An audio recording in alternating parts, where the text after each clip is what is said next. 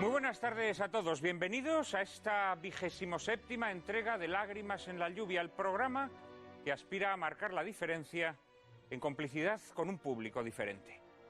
Hoy, domingo de Resurrección, fiesta mayor del calendario cristiano, queremos evocar la figura de Karol Wojtyła, el Papa Juan Pablo II.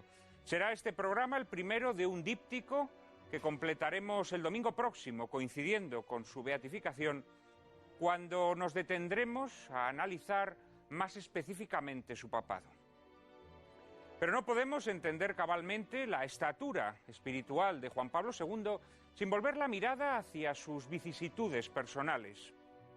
Karol Wojtyła padeció en sus propias carnes el horror de las ideologías totalitarias y en medio de ese horror decidió escuchar la llamada de la vocación religiosa.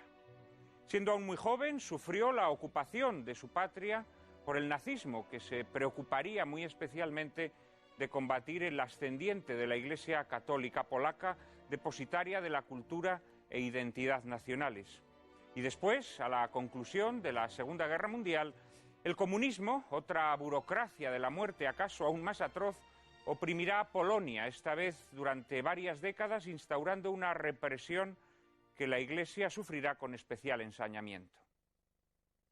No tengáis miedo a los que matan el cuerpo, pues el alma no pueden matarla. Leemos en el capítulo 10 del Evangelio de San Mateo. Y también, el que no toma su cruz y sigue en pos de mí, no es digno de mí.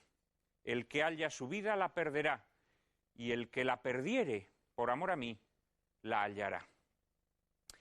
Wojtyła, al asumir su vocación religiosa, sabía también que no existe verdadero testimonio de fe sin aceptación del sacrificio. Este entendimiento de la vida como escuela de sacrificio explica su evolución posterior, cuando el declinar de su naturaleza no logró apartarlo de la encomienda que en la juventud había aceptado. Toda la ingente labor apostólica y pastoral de Juan Pablo II se resume a la postre en una exhortación al hombre contemporáneo a superar las plurales tiranías que pretenden sojuzgar el espíritu y pisotear la sagrada condición humana, encerrándola en las mazmorras del totalitarismo o engatusándola con los oropeles de un hedonismo caprichoso. Y esa superación de las plurales tiranías que nos acechan solo se puede lograr, nos decía Juan Pablo II, abriendo las puertas a Cristo. El joven que un día descubrió el rostro de Cristo en los padecimientos de sus compatriotas, dedicó desde entonces sus esfuerzos a proclamar la dignidad inviolable de cada persona como destinataria irrepetible de la redención. Pero el hombre que había sufrido en sus propias carnes los atropellos del nazismo y el comunismo sabía bien que las plurales tiranías que oprimen al hombre no se agotaban ahí. Por eso execró el capitalismo degenerado que explota al trabajador y lo reduce a mero engranaje en la consecución obscena de una riqueza de la cual no se beneficia. Por eso execró la eutanasia, el aborto, la contracepción y los excesos de la genética. Nuestra época, al ignorar que la vida del feto o del agonizante son las vidas más merecedoras de una escrupulosa protección jurídica, ha entronizado una forma de aberración moral no menos monstruosa que las propugnadas por nazis y comunistas. Estas vidas desamparadas que nuestra época ha desistido de proteger, quizá porque carecen de voz y de voto y por lo tanto son irrelevantes desde la perspectiva sórdidamente política, hallaron en Juan Pablo II su más intrépido paladín. Juan Pablo II fue el mensajero de una verdad que las adscripciones ideológicas no pueden interpretar a su conveniencia. La revolución del amor no admite cortapisas. La dignidad del hombre no permite excepciones. Sobre la figura de aquel hombre cordial y abnegado, lleno de un carisma arrebatador que afrontó las grandes cuestiones de su tiempo y condujo la frágil barca de Pedro en medio de las más furiosas tempestades, Hablaremos hoy en compañía de Cristina López Slistin, Carmelo López Arias, Gabriel Ricci y Javier Paredes. Les prometo un coloquio formidable. Pero antes, como siempre, María Cárcava les anticipa la película que lo ilustrará. Muy buenas tardes, Juan Manuel, y muy buenas noches a todos ustedes. Estamos a punto de ver la primera parte de una interesantísima producción europea en la que desde esta casa Intereconomía se puso un granito de arena junto a otras compañías televisivas de prestigio como la italiana RAI o la estadounidense CBS. Lleva por título Papa Juan Pablo II, data del año 2005. Fue dirigida por John Kent Harrison, grabada entre Polonia y Roma, y su presupuesto rondó los 20 millones de euros. Esta importante producción cuenta con dos actores de primerísimo nivel para interpretar dos etapas bien diferenciadas en la vida de Juan Pablo II. El inglés Cary Elwes, a quienes ustedes seguro recordarán por títulos como La princesa prometida, Twister o Tiempos de gloria, representará a Karol Wojtyła desde la juventud hasta su elección como papa. Será el actor estadounidense Jon Voight, ganador de un Oscar por El regreso y de 3 Globos de Oro, quien tendrá a su cargo la interpretación de Juan Pablo II durante los 26 años de su pontificado. A estos dos pesos pesados les escoltarán secundarios de excepción, como el californiano James Cromwell, que encarna el cardenal Adam Stefan Sapieha, maestro de Wojtyła, que demostró de sobra gran valor en los años de la dominación nazi. Un actor que se cuenta entre mis favoritos, el británico Christopher Lee, interpretará al heroico cardenal Stefan Wyszyński, primado de Polonia, que durante décadas encarnó el espíritu de la resistencia polaca frente al comunismo. El neoyorquino Ben Gazzara hará lo propio en el papel del cardenal Agostino Casaroli, quien fuera secretario de la Santa Sede entre 1979 y 1990. Benedicto XVI afirmó tras contemplar Papa Juan Pablo II que la cinta había renovado en él el sentido de gratitud a Dios por haber dado al mundo un papa de tan alta estatura humana y espiritual. También manifestó que reflejaba perfectamente el espíritu que movió el pontificado de Juan Pablo II, así como su especial relación con los católicos. Para la realización de esta miniserie, John Kent Harrison contó con el asesoramiento de personas que habían conocido muy de cerca a Juan Pablo II, especialmente Stanislav Diviš, hoy cardenal y arzobispo de Cracovia, y durante más de 40 años secretario personal de Wojtyła, y el español Joaquín Navarro Valls, portavoz de la oficina de prensa de la Santa Sede. Fruto de ello es el meticuloso esmero con que se reproducen circunstancias de la vida personal de Juan Pablo II desde la celebración de los dos cónclaves en los que participó, a la reconstrucción de la Cracovia de la Segunda Guerra Mundial, rodada en escenarios naturales. El guión de la película está constantemente trufado de frases y pensamientos del propio Wojtyła, que contribuyen a hacer más veraz la interpretación de Cary Elwes y Jon Voight, y logra plenamente captar el carisma personal de un hombre que vivió apasionadamente el tiempo tempestuoso que le tocó en suerte vivir, un hombre lleno de vigor e ímpetu vital que provocaba en cuantos le rodeaban simpatía y adhesión inquebrantables, y que logró que muchos se acercaran a través de él a la fuente de la que procedía su generosidad, su sabiduría, su júbilo de vivir, que no era otra que Cristo. Bebiendo de esa fuente, Wojtyła halló fuerzas para enfrentarse al régimen comunista que trataba de agostar el alma polaca, y bebiendo de ella logró afrontar la responsabilidad máxima de tripular la barca de Pedro. La primera parte de esta miniserie, concebida como un largo flashback que se inicia aquel 13 de mayo de 1981, festividad de la Virgen de Fátima, en que el mundo quedó sobrecogido cuando Juan Pablo II fue tiroteado en la plaza de San Pedro, abarca desde las mocedades de Karol Wojtyła hasta el cónclave en el que resultaría elegido papa.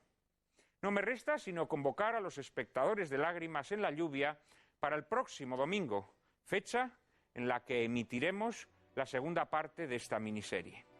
Que ustedes la disfruten.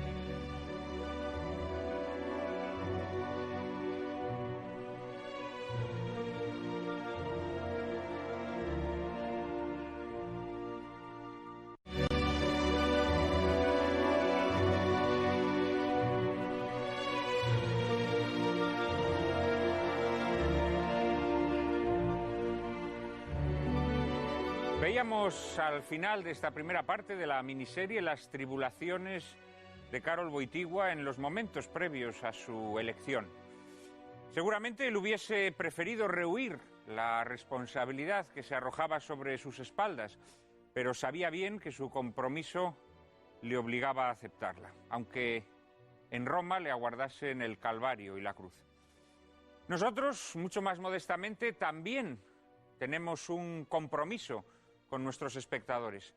Y para facilitar la vigilancia de ese compromiso, hemos dispuesto una cuenta de correo electrónico a la que pueden hacernos llegar sus observaciones y sugerencias.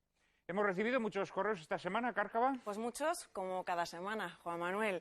Esta semana la tónica general de los correos que hemos recibido es de elogio hacia el film que emitimos el pasado domingo, Proceso a Jesús, del maestro José Luis Sáenz de Heredia.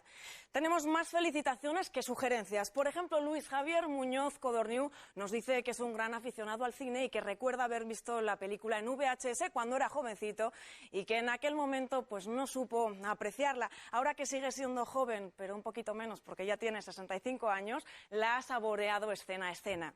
Desde Toledo, María Humildad Muñoz nos dice que desconocía la existencia de Proceso a Jesús y que le pareció interesantísima, al igual que el coloquio posterior sobre la Sábana Santa y las irregularidades en el Proceso a Jesús. Similar sentir comparten Agustín Socorro, José María Sierra y Javier Remacha, entre otros.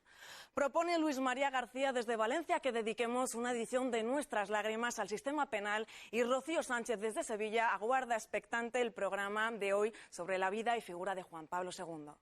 Muchos son los amigos del programa que afirman tener problemas para descargar entregas pasadas del mismo. Desde aquí solo podemos asegurarles que intentaremos investigar qué es lo que está pasando, pero mientras tanto les rogamos que se dirijan directamente a quienes administran la página web de Intereconomía.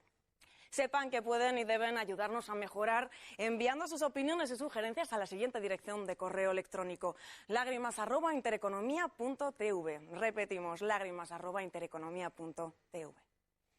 Ahí estaremos siempre dispuestos a escuchar esas sugerencias y a tratar de hacerlas realidad en nuestro programa. De momento ya estamos trabajando, como alguno de ustedes nos ha solicitado, en un programa sobre el sistema penal español, tan discutido y discutible.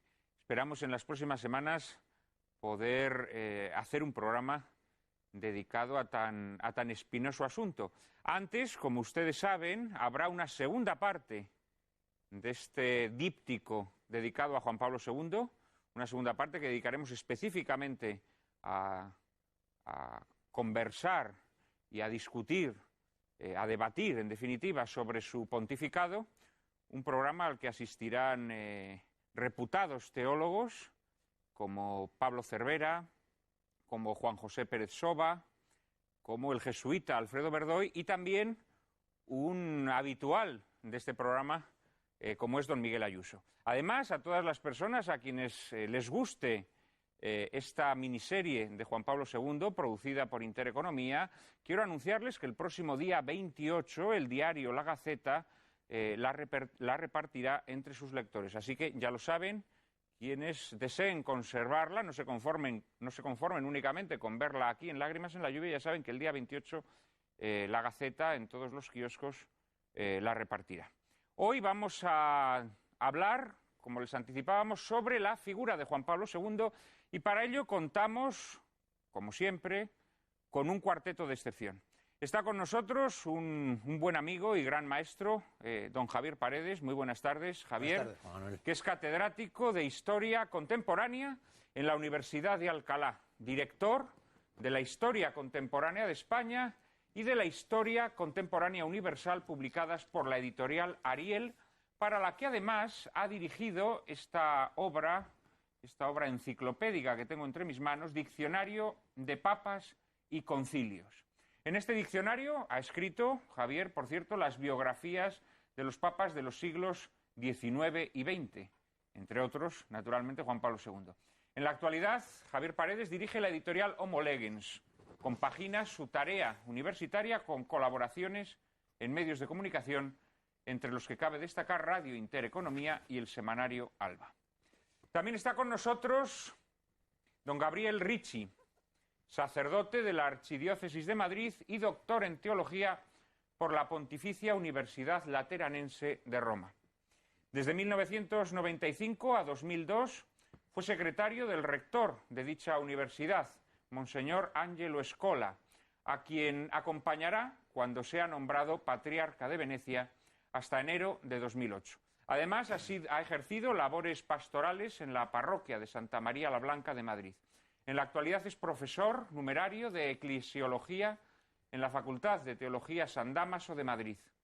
Recientemente ha publicado esta obra que tengo entre mis manos, de la que luego tendremos ocasión de hablar, Karol Wojtyła, un estilo conciliar, que precisamente se dedica a analizar la participación, la activa participación de Karol Wojtyła, entonces arzobispo de Cracovia, bueno, primero obispo de Ombí y posteriormente arzobispo de Cracovia, durante las sesiones del Concilio Vaticano II. Muy buenas tardes, Gabriel. Muchísimas gracias a ustedes por haber aceptado nuestra petición. Está con nosotros una ya buena amiga de este programa, Cristina López Schlisting, licenciada en Ciencias de la Información por la Universidad Complutense de Madrid. Se inició en el periodismo como becaria en el diario ABC, donde posteriormente trabajaría como reportera en el extranjero. Además, ha colaborado en El Mundo y en la actualidad en La Razón. Dirige en la COPE el programa 2 días contigo y es asidua colaboradora de diversos programas televisivos. Entre sus obras destacaremos Yo viví en un harén, Hablando de sexo con Cristina o Políticamente incorrecta. Muy buenas tardes, Cristina. Muy buenas tardes, muchas gracias por invitarme. Por volver al plató de Lágrimas en la lluvia. Y cerramos este cuarteto con otro asiduo de nuestro programa, que es Carmelo López Arias, editor y traductor. Introdujo en España la célebre obra del pensador católico italiano Romano Amerio, Iota Unum, estudio sobre las transformaciones de la Iglesia Católica en el siglo XX, así como la primera historia del Concilio Vaticano II. El Rin desemboca en el Tíber, del sacerdote y periodista norteamericano Ralph M. Whithen, que permanecía inédita en español a pesar de haberse publicado en 1966. También es periodista y crítico literario. Muy buenas tardes. Buenas tardes. Carmelo, gracias también por acompañarnos esta tarde. Y bien, yo creo que sin solución de continuidad podemos pasar al primer tema, puesto que la película que acabamos de ver le concede una extraordinaria importancia. Y es la huella, la hondísima huella que en Juan Pablo II iban a dejar los totalitarismos que padeció su patria, tanto el nazismo como el comunismo. María Cárcava nos introduce en el asunto. Antes de que los ejércitos de Hitler invadieran Polonia, el joven Karol Wojtyła había decidido encauzar su talento por los senderos de la vocación teatral y literaria. Pero con la invasión alemana, la Iglesia Católica de Polonia afronta un periodo de persecución. Sus templos son profanados, sus liturgias prohibidas y muchos de sus ministros deportados. Es en esos años, mientras trabaja como picapedrero, cuando el joven Wojtyła decide ingresar clandestinamente en el seminario de Cracovia. Pasaron los años y tras la Segunda Guerra Mundial, el nazismo fue sucedido por un régimen aún más atroz, el comunismo, que todavía se ensañaría aún más con la Iglesia Católica. El joven Wojtyła comenzó una labor pastoral clandestina, primero como párroco rural y después como capellán universitario. Formó también un grupo de jóvenes intelectuales comprometidos con el Evangelio. Hemos de recordar que la batalla más reñida que por aquellos años se entabló entre la Iglesia y el régimen comunista giró en torno a la vida familiar. Los comunistas tenían la certeza que de donde hubiese hombres y mujeres seguros de su amor y capaces de proyectarlo sobre su descendencia, germinaría la semilla de la rebelión. Por eso Wojtyła encauzó sus esfuerzos en la catequesis matrimonial. Pero mucho llovería hasta el verano de 1979. Recién nombrado Papa Juan Pablo II, en su primer viaje apostólico visitaría Polonia, donde literalmente hizo que se tambaleasen los cimientos del sistema comunista. Todos recordamos como hito histórico la verja de los astilleros Lenin, condecorada con retratos de Juan Pablo el Grande, como la imagen de la verdad alzándose contra un imperio de mentiras. Cuando el sindicalista Walesa trepó esa verja, upado por una multitud que coreaba a Juan Pablo II, el comunismo empezó simplemente a desmoronarse. Fue la victoria del espíritu sobre los tanques. Un par de años después, el monstruo quiso dar su último coletazo con un atentado muy probablemente urdido por el KGB que ejecutaría el turco Ali Akbar. Pero las balas no lograron derribar la fortaleza de Juan Pablo II, que pudo vivir para celebrar el naufragio del comunismo en Europa. Nosotros les preguntamos esta tarde a nuestros invitados hasta qué punto la experiencia de los totalitarismos marcó la personalidad y también el pontificado de Karol Wojtyła.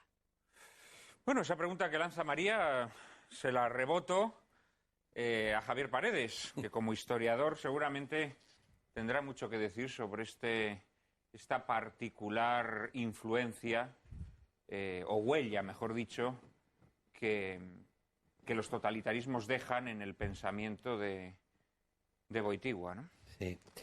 Mira, en el pensamiento y en la vida, naturalmente. Decía Jesús Pavón, que es el gran maestro de biógrafos, en el prólogo que él hizo de la biografía de Cambó, que toda biografía es el juego y el equilibrio entre el libro mayor y el libro menor.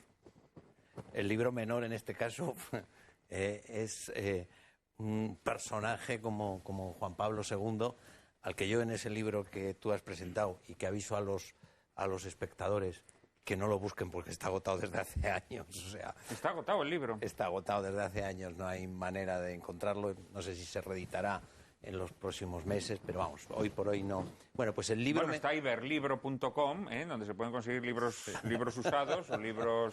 Bueno, o sea que pues, cuidado, se puede conseguir, se puede conseguir. En ese diccionario, yo cuando lo escribí, dije que el libro menor, es decir, Juan Pablo II, es el personaje más importante de la historia contemporánea. Es decir, de los siglos XIX y XX, nadie ha llegado tan alto como Juan Pablo II y ni siquiera los tiranos peores han llegado tan bajo como él tan alto. Sabiendo esto, hay que conjugar las dos cosas, el libro menor con el libro mayor, con el ambiente. ¿Cómo juega Juan Pablo II? ¿Cómo se relaciona con el paisaje, con el escenario, con los totalitarismos? Pues por decirlo brevemente, los totalitarismos son la radicalización de la ideología liberal progresista que proclama desde finales del siglo XVIII la autonomía del hombre bajo los presupuestos del materialismo y el cientificismo. Precisamente cuando el último año del siglo XVIII muere Pío VI, 1799, la prensa francesa anuncia así su muerte. Pío VI y último. Bueno, pues esta es la lucha entre la ideología liberal progresista y la Iglesia, pero es tan de Dios la Iglesia que ni siquiera estas fuerzas, como hemos visto, como ha dicho María Cárcava hace un poco, la tumban.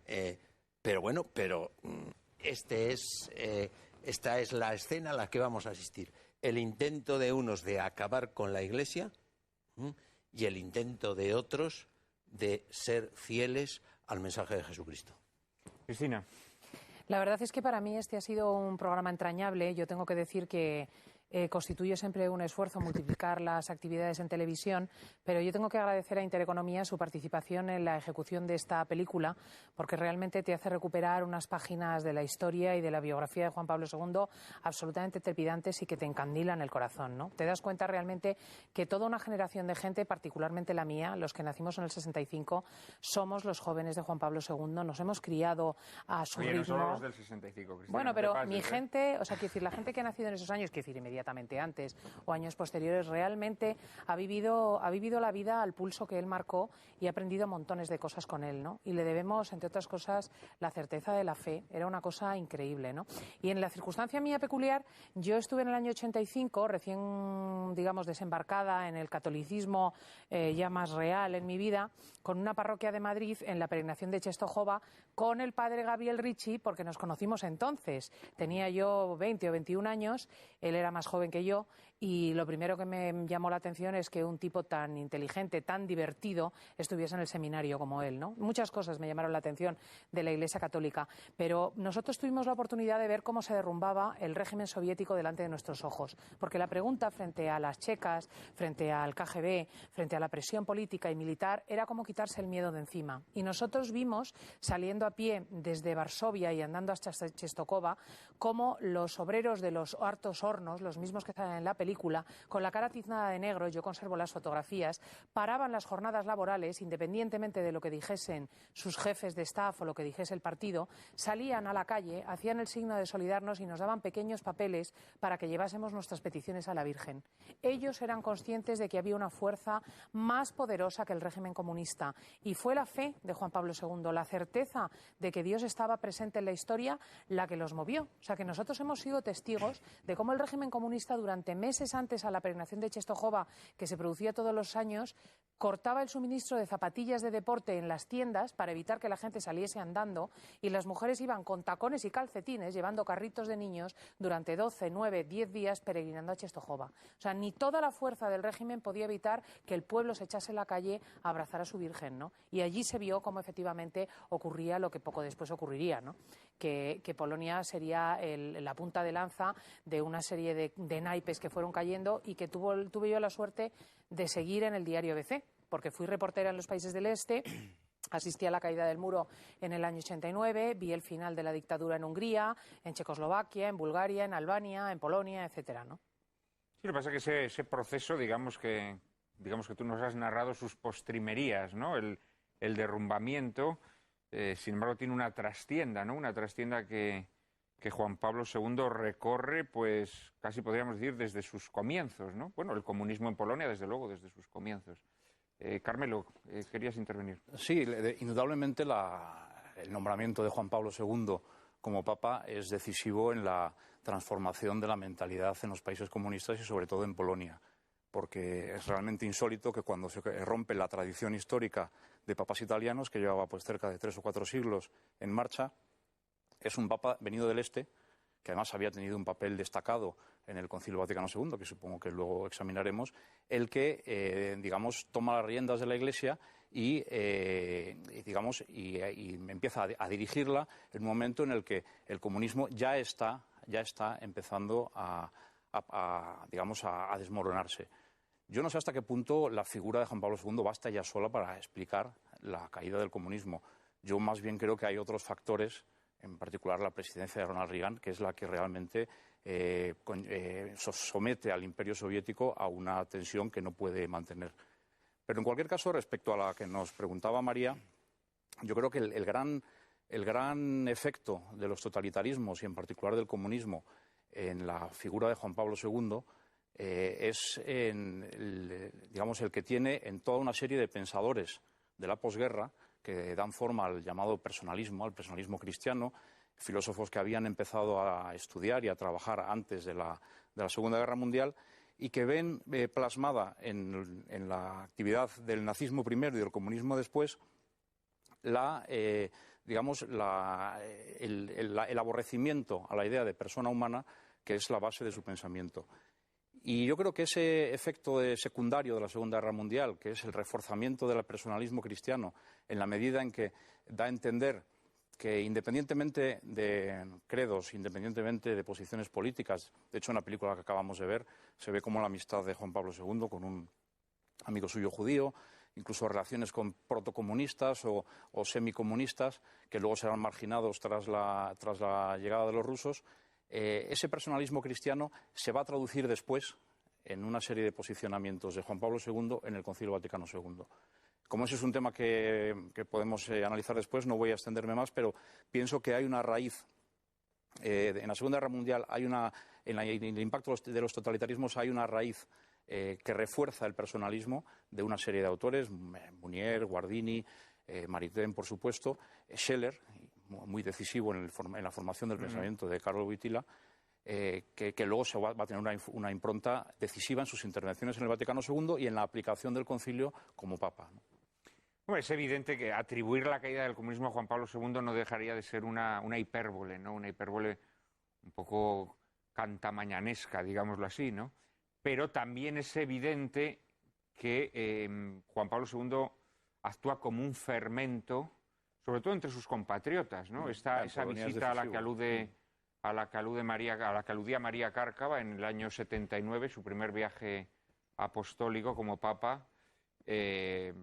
Bueno, yo es uno de los primeros recuerdos de infancia que tengo realmente, ¿no? Y era una cosa verdaderamente estremecedora ver a un país comunista que de repente, pues, se salta a la torera, digamos, toda esa atmósfera de oprimente y angustiosa desesperación, ¿no?, característica de los países comunistas, sale a la calle y convierte un poco a Juan Pablo II en el icono de una nueva vida, ¿no?, de una nueva vida.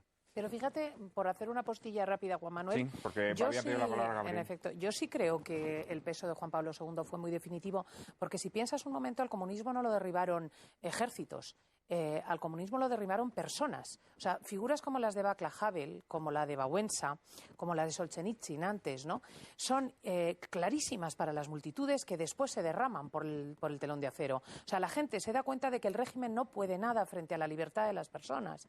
Y son estas personas que tienen clara cuál es su dignidad las que acaban derribando el comunismo, ¿eh?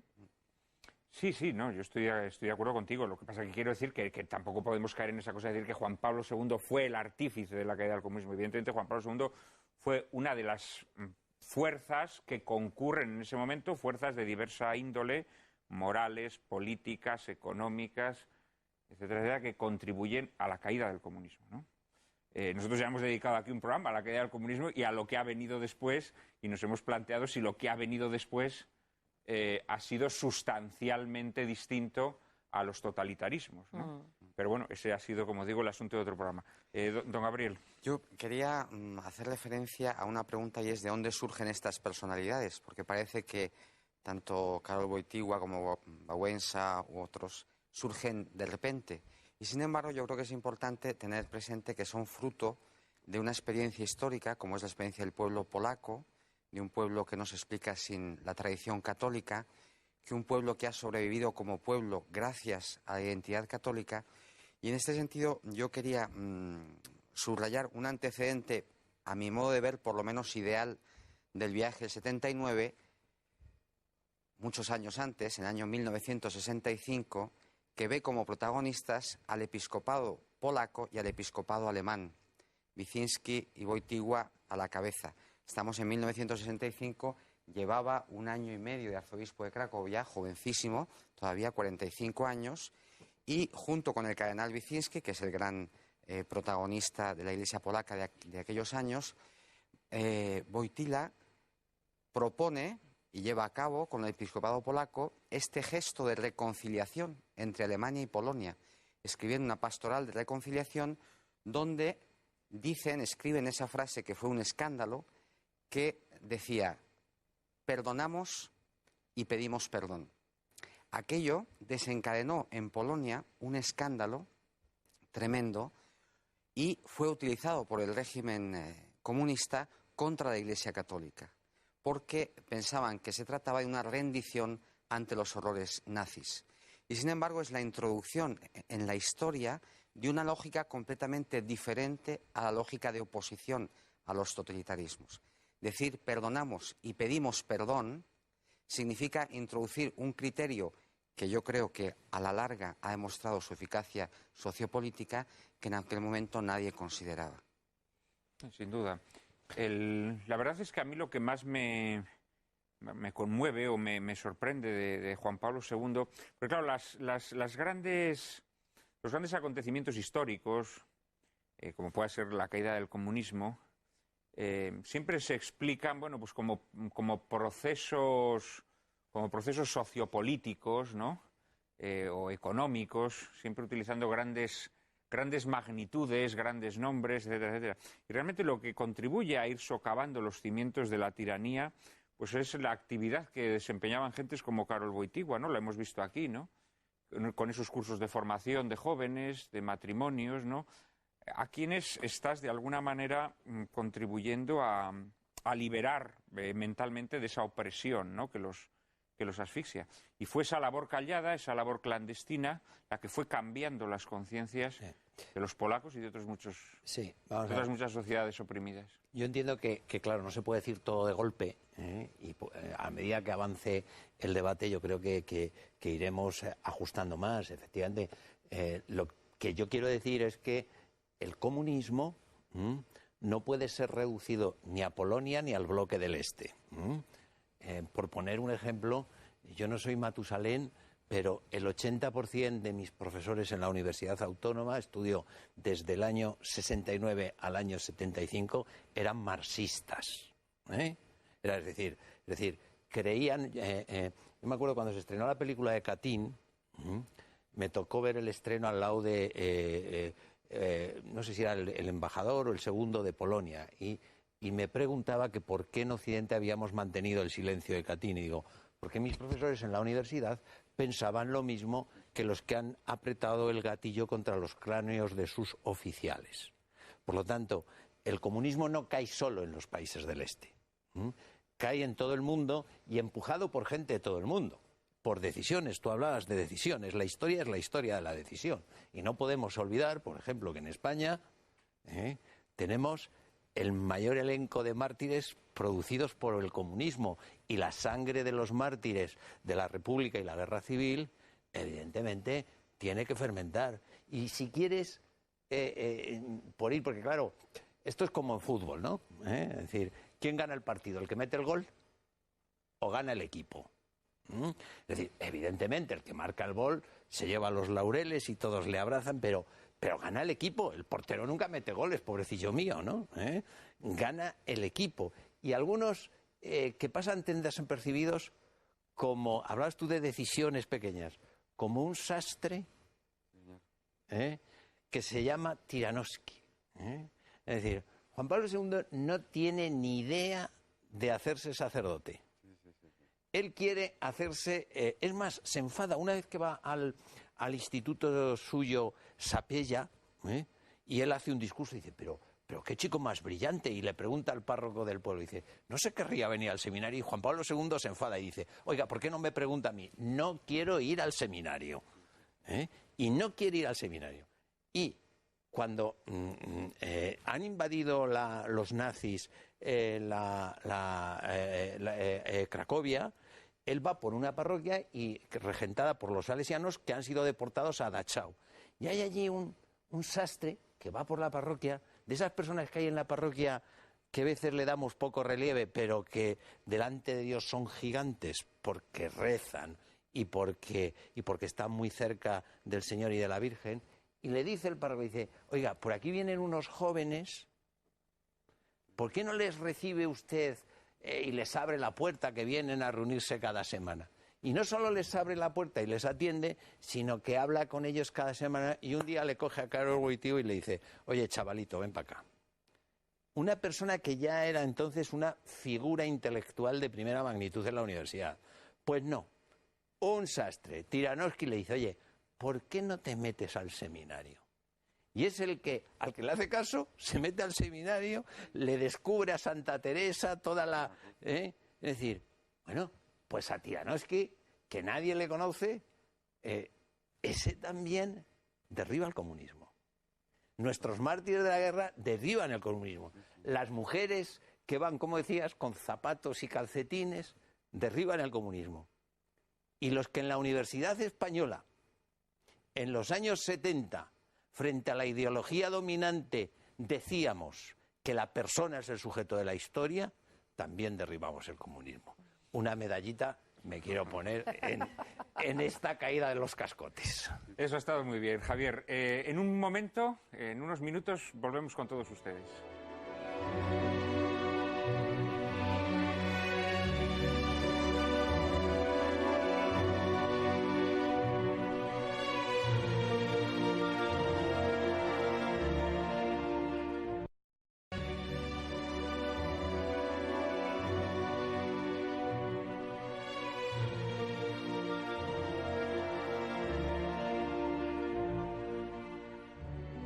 Lo que sí parece evidente es que si Juan Pablo II, quizás sea un exceso decir que fue él solito quien derribó el comunismo, como nos ha dicho Javier, es la concurrencia silenciosa de muchos factores humanos, por utilizar la expresión de Graham Greene.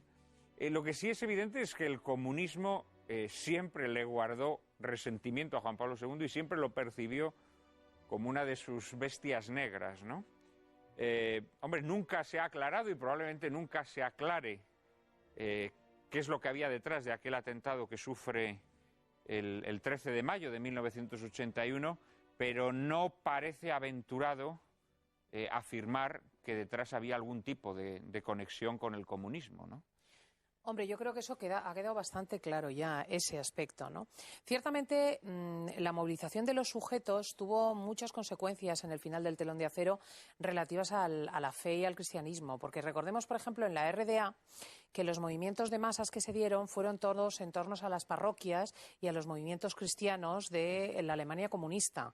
O sea que realmente el sujeto cristiano había resistido de otra manera esa destrucción mental de las clases medias, de la sociedad en general, que constituía el comunismo. Y eso fue un factor determinante, absolutamente determinante. Grómico lo explica muy bien en la película, ¿no? Cuando dice, ¿cómo es posible Estás que hablando de la segunda parte que nuestros espectadores no han visto todavía. Cierto. Sí. Pero, en fin, es pertinente este aspecto y está bien que lo indiques, ¿no? En determinado momento, el dirigente soviético dice, ¿cómo es posible que se haya constituido en cabeza del catolicismo universal un ciudadano del Imperio Soviético? ¿Cómo es posible semejante barbaridad cuando la batalla del Imperio Soviético era contra la superstición cristiana, ¿no? Contra la afirmación del hombre de su vínculo con el infinito y con el misterio, ¿no? Entonces, realmente sí que parece absolutamente relevante, ¿no? Y, bueno, hay que recordar que entre los más fieles seguidores del Politburó soviético estaban las autoridades búlgaras, que eran prácticamente mimetizadas con Moscú, y claro, y lo que ocurrió exactamente es eso, ¿no? O sea, el KGB se moviliza a través de Sofía y encuentra este entronque con una asociación turca a la que pertenece Aliakka. En estos momentos ya no recuerdo si eran los Lobos Negros, y efectivamente, y lo contratan con este fin, matar al Papa, porque realmente estaba constituyendo un ariete que el partido veía como absolutamente determinante. Carmelo. Y es que además en este caso hay una peculiaridad respecto a otras revoluciones que había habido en la Europa del Este, porque tanto en Berlín en el 48, en Hungría en el 56, en Checoslovaquia en el año 68, los deseos de reforma habían estado capitaneados por personas de dentro del mismo régimen, de tal manera que en cierto modo hablaban el mismo lenguaje. Lo que es absolutamente llamativo y se le escapa de las manos al imperio soviético, al imperio comunista, es que lo de Polonia es algo que no controlan. Porque es cierto que hubo en el movimiento de resistencia polaco, había de todo. Es decir, no había quien tenía una visión de las cosas mucho más radical de la que terminó imponiéndose. Incluso hablaban de colaboracionismo y consideraban a ciertos obispos polacos como excesivamente colaboracionistas con el régimen, pero en líneas generales la percepción en la Unión Soviética es que lo de Polonia se había ido de las manos porque no lo capitaneaba ninguna persona que hubiera estado vinculado alguna vez al Partido Comunista, cosa que sí había ocurrido en los casos anteriores. Aún así, claro, lo sofocan, hacen la ley marcial, pero no es suficiente, ¿no?, para contener el ansia de rebelión del pueblo polaco. Y se demuestra que las técnicas de los comunistas han sido así siempre, es decir, la eliminación del enemigo, porque en el año 81 lo hacen con Juan Pablo II y fallan, y en el año 84 lo consiguen con Popielusco, ¿no? Es decir, que la sensación de que es preferible eliminar a una persona cuando es un actor decisivo que uno no controla, es preferible a la hipótesis de que, evidentemente, matando a una persona se genera un mártir. Y el mártir siempre aparentemente atrae, pero también asusta la muerte del mártir, ¿no?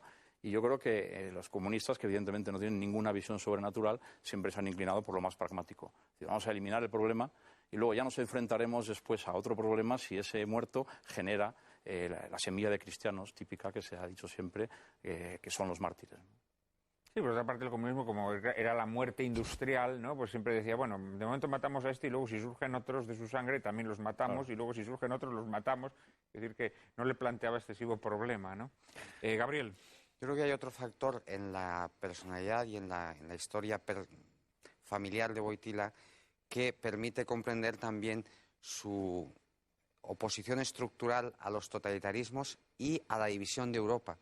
Y es que su padre fue oficial del Imperio Austriaco, el padre de Karol Wojtyła, y él mismo tenía una conciencia clara de la situación de Polonia en Europa y de Polonia como parte de Europa, de la gran Europa, de manera que nunca se sintió cómodo con la división de después de Yalta. Y esto es muy interesante, porque yo creo que también esto, desde el punto de vista por lo menos intelectual es pionero, ¿no? Es decir, Yalta no es la palabra última sobre Europa. Esto el Papa yo creo que lo tenía muy claro. Bueno, él Y les además, ponía no solo era austriaco en la parte de Galicia, en el reparto de Bolonia, sino que se sintió siempre austriaco, de alguna manera. Por eso, cuando él beatifica al emperador austriaco Carlos de Habsburgo, está presente la emperatriz Zita, que es su mujer.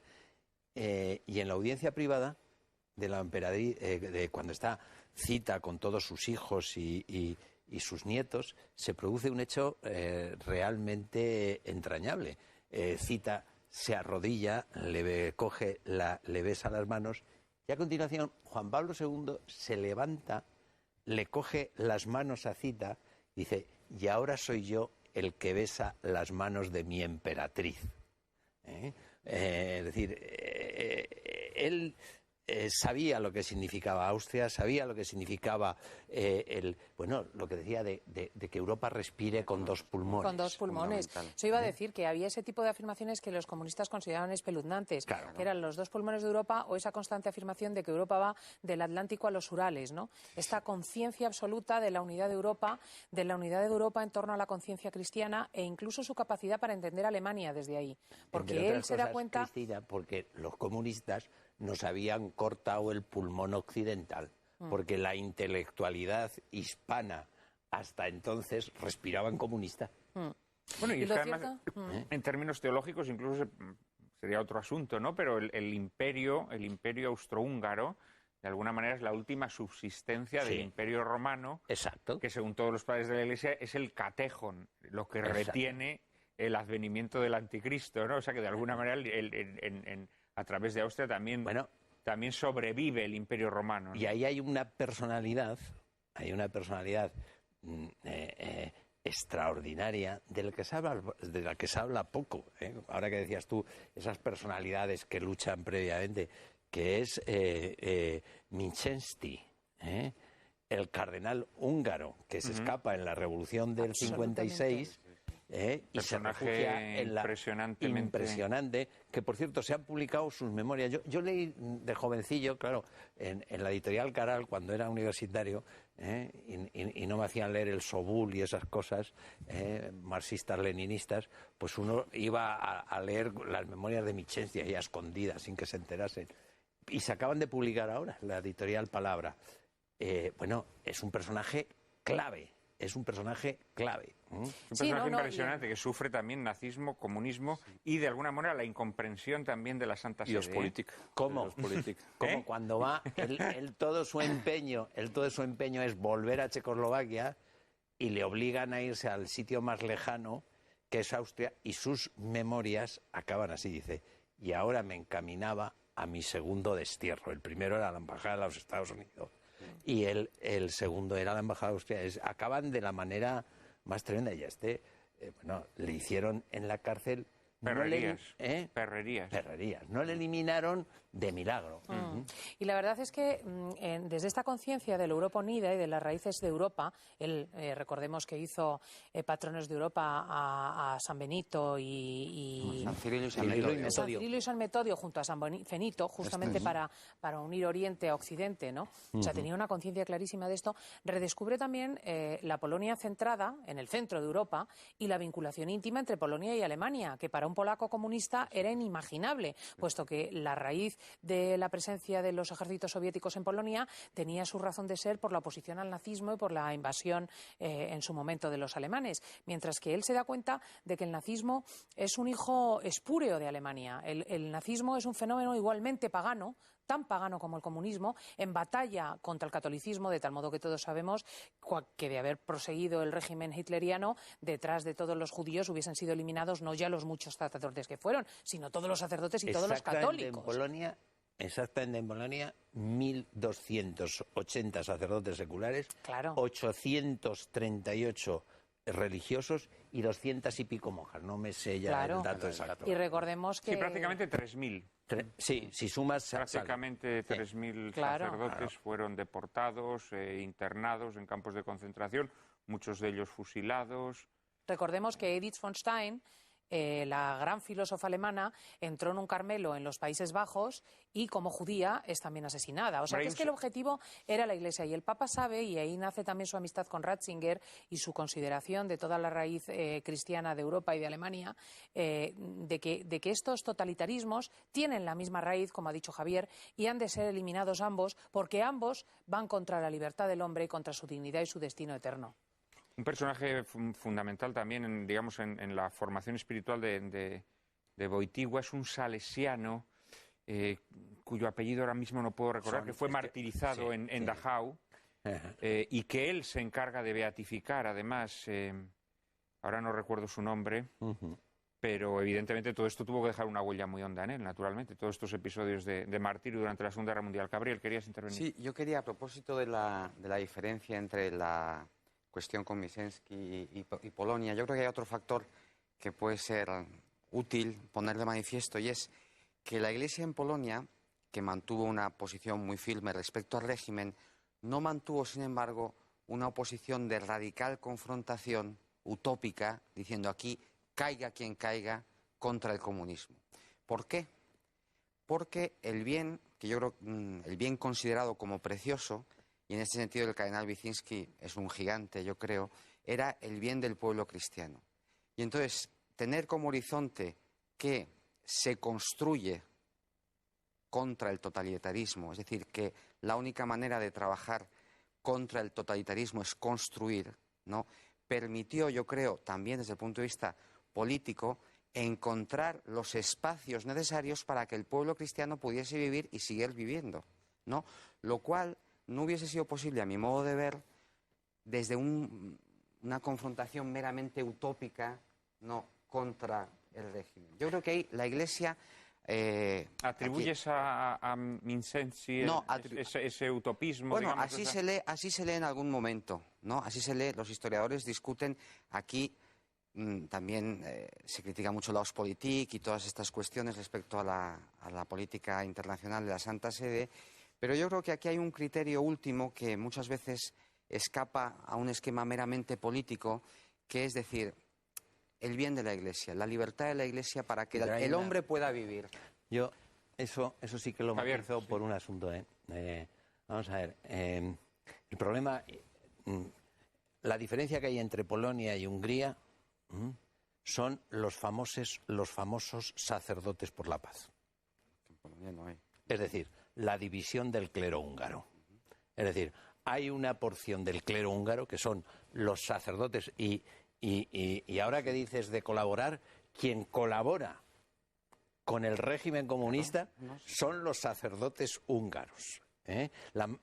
Una buena parte de los sacerdotes húngaros, que son los llamados sacerdotes por la paz, se vuelven colaboracionistas con el régimen comunista y fracasa. Y sin embargo, el clero y los católicos polacos se mantuvieron unidos, con lo cual yo creo que aquí en esta película se escenifica mucho, se escenifica una especie de rivalidad que también parece que se muestra al espectador que responde a un antagonismo en las estrategias que debían adoptarse contra la dominación comunista entre Wyszynski y Wojtyła.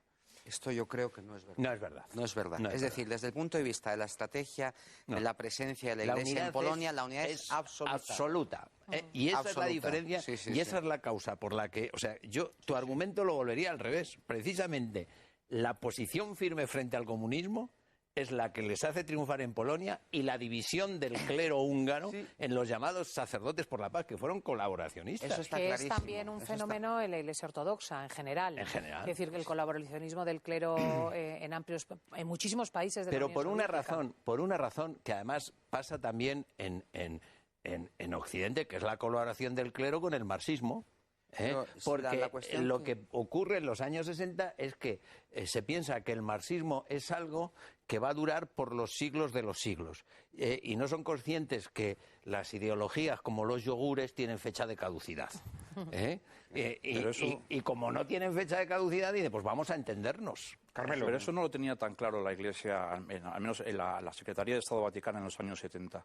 Porque yo creo que tanto la figura del cardenal Wyszynski como el cardenal Micensky, como el ucraniano, el cardenal Slipy, si no recuerdo mal que es el nombre, sufrieron mucho la incomprensión de la Secretaría de Estado Vaticana.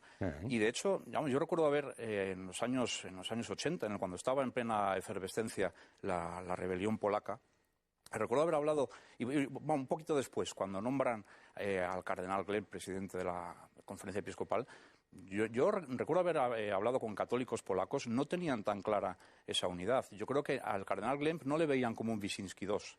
Yo creo que había una... es probable que, por supuesto, ninguno de los dos era colaboracionista, ni muchísimo menos. Ni tenían nada que ver con el movimiento Pax de los que directamente colaboraban, eran, digamos, a sueldo funcionarios del Partido Comunista. Pero había una diferencia de perspectiva en cuanto a la actitud que tomaban ante el régimen comunista. Y esto no solamente en Polonia, sino en Hungría, en Ucrania, en todos los países donde la Iglesia Católica tenía un peso fuerte. En Hungría, evidentemente, no era mayoritaria, como sí lo era en Polonia.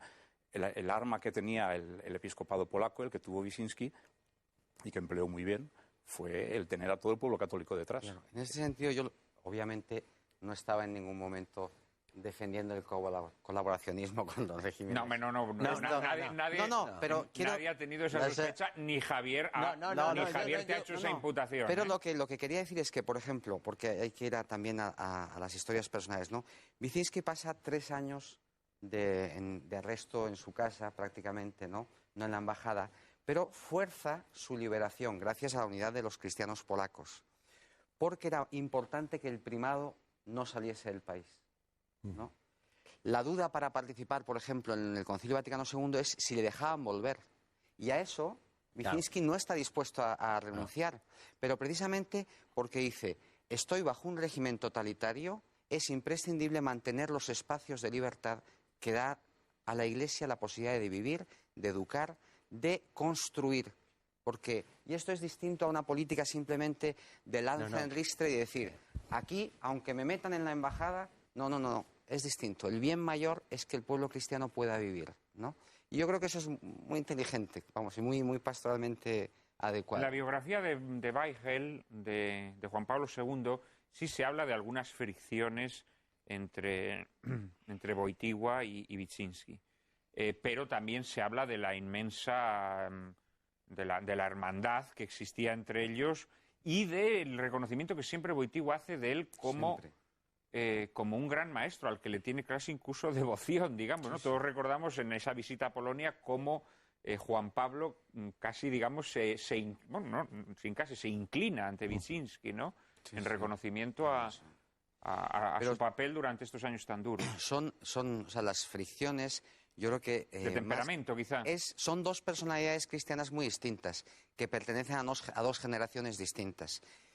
El simple hecho, por ejemplo, que Wojtyła, esto no sale en la película, pero es interesante, sea enviado a Roma inmediatamente después de la ordenación sacerdotal, el 1 de noviembre del 46 es ordenado sacerdote, y el 15 de noviembre está en Roma, estudiando.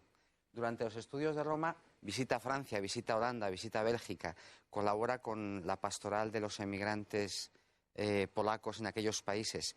Es otra generación y otra mentalidad y otro temperamento, pero esto no significa que hubiese una división entre ellos. No, naturalmente que no. Dejamos aquí este primer bloque de nuestro programa y después de la publicidad vamos a hablar de un asunto fundamental para comprender la figura de Juan Pablo II, el sentido de su papado y en realidad pues casi podríamos decir toda su biografía. Nos estamos refiriendo al Concilio Vaticano II. Será en unos minutos.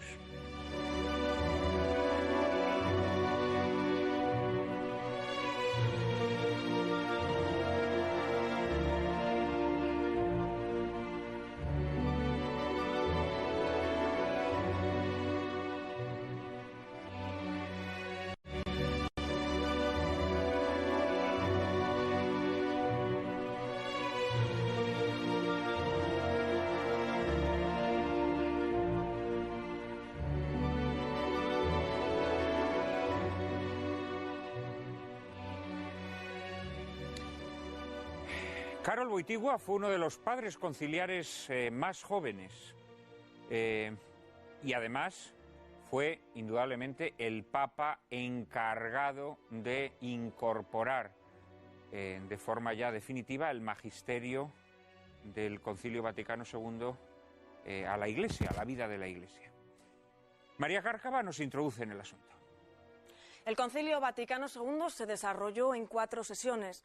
La primera de ellas fue presidida por el Papa que lo convocó, Juan XXIII, en 1962.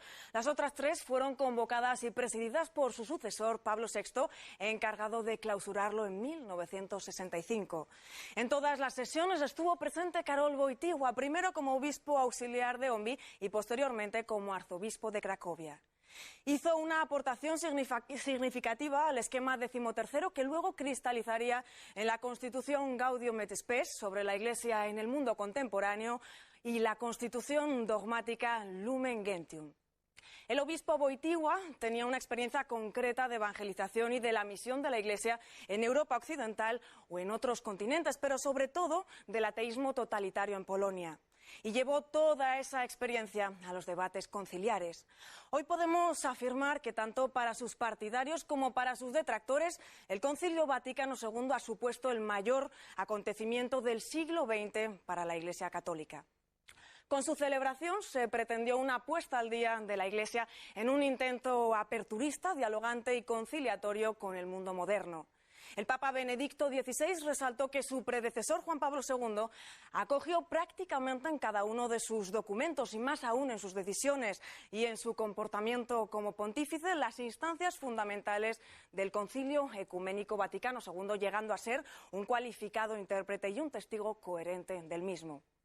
Pero para algunos el concilio significó un puente de renovación y hermanamiento ecuménico que Juan Pablo II prefirió supuestamente no cruzar para desarrollar un pontificado centrado en la restauración de la situación preconciliar. Otros, por el contrario, consideran que el papado de Juan Pablo II fue el refrendo de una serie de infiltraciones modernistas y rupturas con la tradición que acabarían sembrando la confusión en el seno de la Iglesia. Uno de nuestros invitados de esta tarde, Gabriel Ricci, ilumina la controversia al apuntar en su libro Karol Wojtyła, un estilo conciliar, que la recepción del concilio depende fundamentalmente de su correcta interpretación. Y son 2 las interpretaciones enfrentadas. Por un lado, una discontinua y rupturista frente a otra reformista que tendría como máximo valedor a Juan Pablo II. ¿Cómo evaluar la recepción que Juan Pablo II hizo durante su pontificado del Concilio Vaticano II? Gabriel Ricci, en efecto, acaba de publicar este libro que antes les mostrábamos, Karol Wojtyła, un estilo conciliar, en el que analiza exhaustivamente y recoge toda la participación del futuro Papa en las sesiones conciliares. Digamos que hay 3 grandes asuntos, ¿no?, en los que Juan Pablo II hace aportaciones sustanciales, que son el papel de los laicos en la Iglesia, la propia estructura y sentido de la jerarquía eclesiástica, ¿no?, en la Iglesia, y el espinoso tema de la libertad religiosa. Estas serían las 3 grandes líneas de actuación, podríamos decir, de Juan Pablo II durante las sesiones conciliares, ¿no? Bueno, durante las sesiones conciliares, en realidad participó, como 3 líneas, son adecuadas, ciertamente, pero participó en muchos documentos, desde el documento de la liturgia hasta la revelación, hasta los documentos sobre la Iglesia, Lumen Gentium, del que se hablaba antes, y la libertad religiosa, y también, como se decía en la presentación, la Gaudium et Spes sobre la Iglesia en el mundo contemporáneo, que fue muy importante su intervención en este punto, ¿no? Por centrarnos en una, respecto a la libertad religiosa, yo creo que hay algunos elementos muy característicos del pensamiento del entonces Karol Wojtyła. Estamos ya es arzobispo de Cracovia, último periodo del Concilio Vaticano II, por lo tanto, otoño de 1965, y algunas cuestiones particulares respecto a la libertad religiosa que él lleva adelante también por cuenta de los obispos polacos, no solo personalmente, pues son las siguientes. La primera es el vínculo indisoluble entre verdad y libertad. Es decir, la conciencia de que la verdad tiene como interlocutor la libertad del hombre, se ofrece a la libertad del hombre y que por lo tanto la libertad está llamada a acoger la verdad y a ser responsable respecto a la verdad. Y es imposible ser responsable si no se mantiene la libertad religiosa. Esto, sin lugar a dudas, él insiste mucho en este dato. El segundo dato muy interesante que retoma después durante su pontificado es que la religión es el culmen de la experiencia racional del hombre. A mí esto me parece una cuestión muy significativa que después Benedicto XVI ha retomado de una manera muy clara. Es decir, cuando la razón llega al culmen de su labor propia, se abre al misterio. Y esto es algo que Wojtyła insiste mucho sobre ello. Y después hay una cuestión así un poco más polémica sobre la libertad religiosa, que fue una insistencia de los obispos polacos, lo cuento también como una cuestión un poco anecdótica, ¿no? Los obispos polacos estaban muy preocupados porque en el esquema sobre la libertad religiosa se había incluido una cláusula de restricción de la misma, que era el orden público. Y ellos decían, pero tengan ustedes cuidado porque es que nosotros nos llevan decenios haciendo polvo con el orden público, ¿no? Entonces, si simplemente se habla del orden público como una posibilidad de restricción de la libertad religiosa, es peligrosísimo. Esto tiene más actualidad de la que parece, ¿no?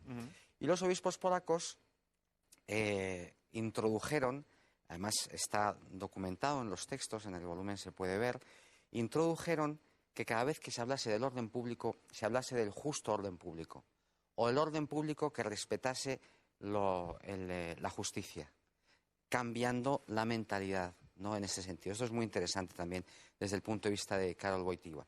Acabo con una cuestión. La lectura sobre la recepción del Concilio Vaticano II a partir de la correcta hermenéutica, de la continuidad, de la discontinuidad o ruptura, primera hermenéutica, primera posibilidad, y de la reforma o de la renovación en la continuidad del sujeto Iglesia, esta es una cita de Benedicto XVI. Entonces, a cada uno lo suyo, ¿no? Esto no lo digo yo, lo dice Benedicto XVI, desarrollas esta idea, ¿no? Es decir, frente a una interpretación del concilio como ruptura, digamos, con la tradición precedente, se opondría una lectura del concilio como reforma y renovación en la continuidad del sujeto Iglesia que el Señor nos ha dado. Dice, es una fórmula, yo creo que muy precisa y muy técnica que el Papa quería utilizar en un famosísimo discurso a la Curia Romana del 22 de diciembre del 2005. Carmelo. Sí, bueno, yo creo que hay una tercera interpretación, porque se puede ver el Concilio Vaticano II como una ruptura con la tradición, mejor dicho, las reformas del Concilio Vaticano II como una ruptura con la tradición, digamos, en nombre de esa ruptura, es decir, como quien quiere romper la tradición y utiliza el Concilio Vaticano II como ariete. Pero luego está una visión, que es la de la hermenéutica de la continuidad, que ve una perfecta continuidad entre el magisterio anterior y el Concilio Vaticano II. Pero hay una tercera posición, que es la que ve una ruptura, o al menos un cambio, en el mismo Concilio Vaticano II, no en interpretaciones posteriores.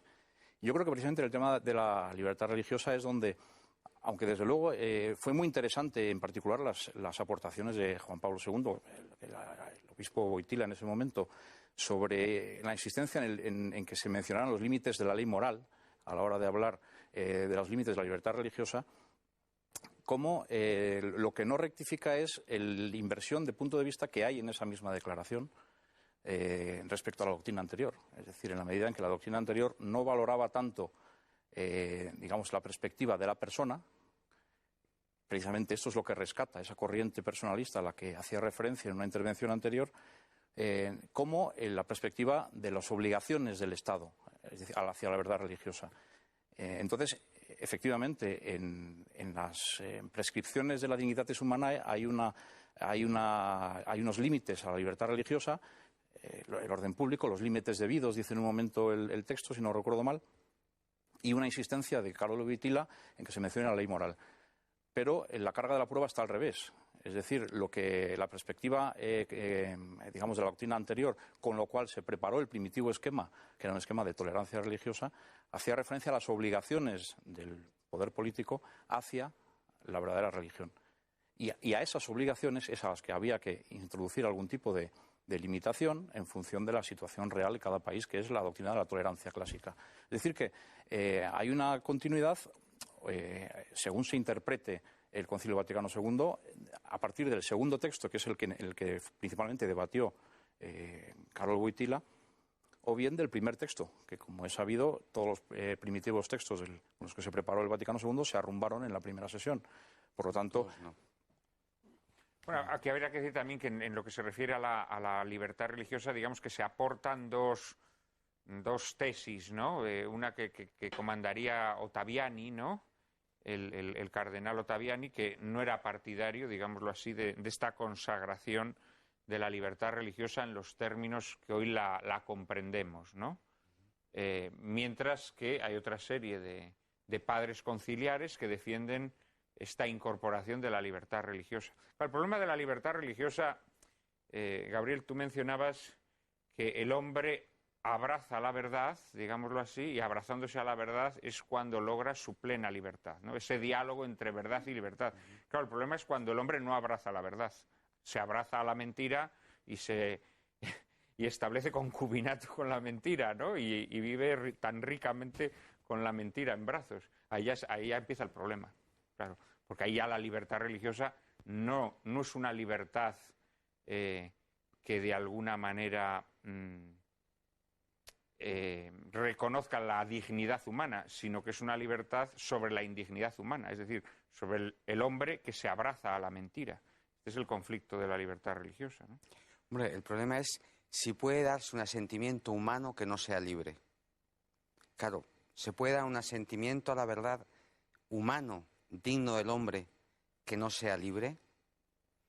Es imposible afirmar eso, ¿no? Es decir, nosotros queremos hombres o queremos otra cosa. Y hemos sido hechos así, a imagen de Dios, ¿no? Con este misterio grandísimo que acabamos de celebrar en la Pascua, donde la verdad se ha dejado crucificar hasta ese punto, ¿no? Entonces, en ese sentido, no se puede como que sea un poco, parece una cuestión un poco, no se puede apostar menos por la libertad de lo que ha hecho Dios. Este es el punto que yo creo que un cristiano tiene que percibir con toda su belleza impresionante, con toda su belleza impresionante. Ni un milímetro menos de lo que ha hecho Dios, apostar a la libertad.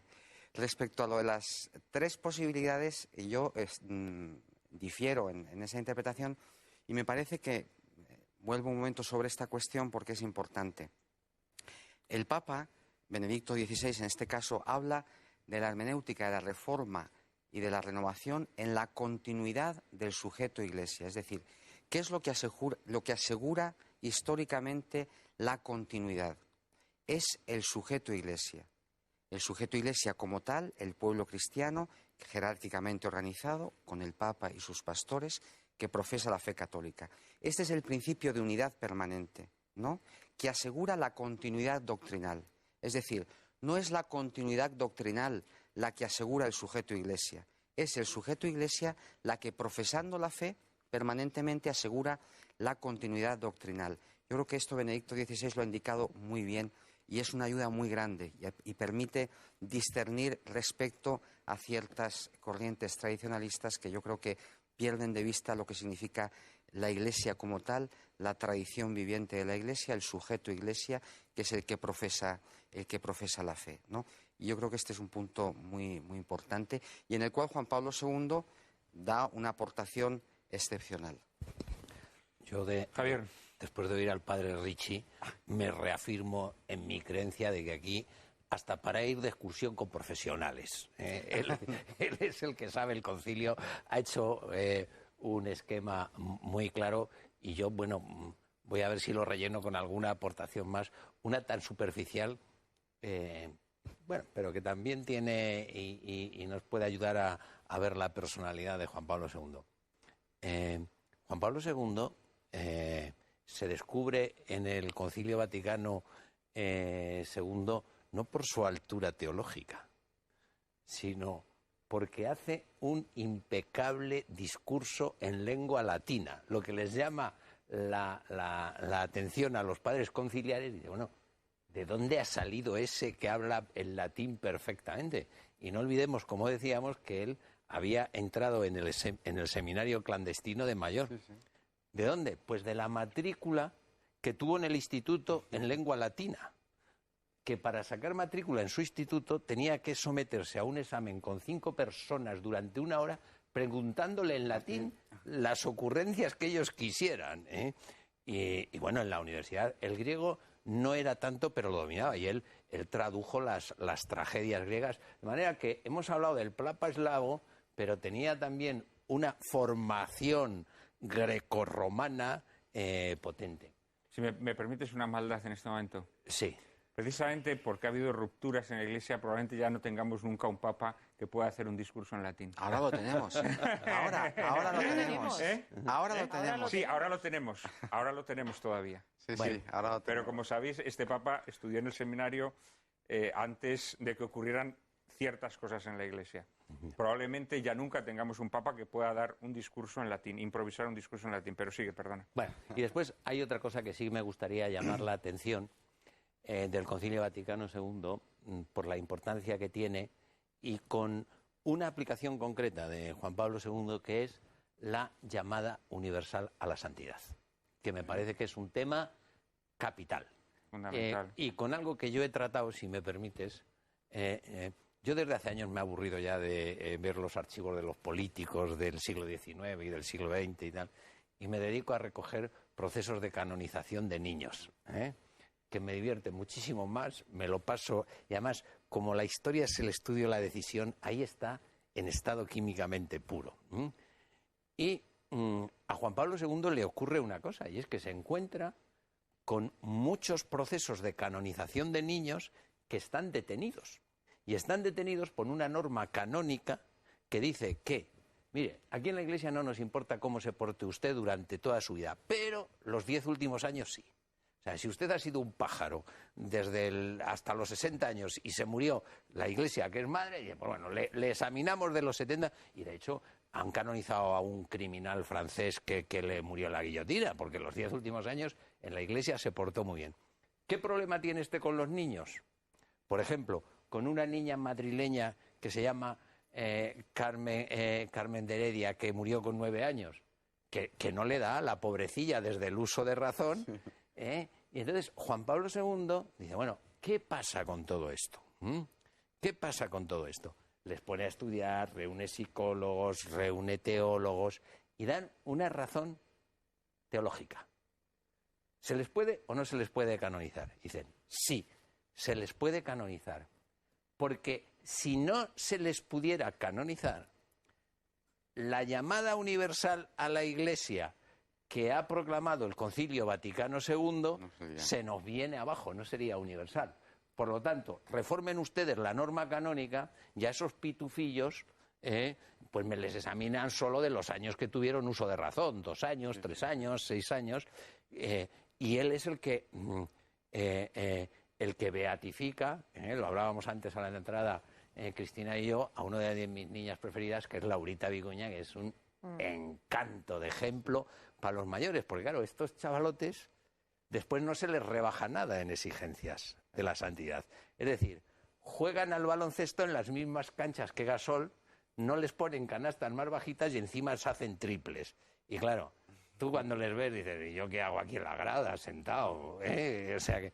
Y ese me parece el no tengáis miedo, el abrir las puertas al Cristo, la llamada universal a la santidad y el ponernos a todos los católicos frente a la exigencia de ser santos, yo creo que es, para mí, por lo menos, por lo que me afecta, el legado de Juan Pablo II. Dice, ¿qué te dice a ti Juan Pablo II? Dice, bueno, como yo no levanté el muro de Berlín, pues a mí con el muro de Berlín, como historiador me dice, pero personalmente es eso. No, y hay 3 decisiones, perdón. Sí, no, adelante, Cristina, y luego Hay Carmelo. 3 decisiones muy rápidas. Yo, desde luego, soy desconocedora de las aportaciones de Juan Pablo II específicamente al concilio, pero yo intuyo que hay varias de las líneas de su papado que nos afectan muy directamente, que tienen que ver con esa aportación. Con respecto a la llamada universal a la santidad, su atención y su ratificación de los movimientos católicos como una definición de la forma de ser católico en el siglo XX, en el siglo XXI, ¿no?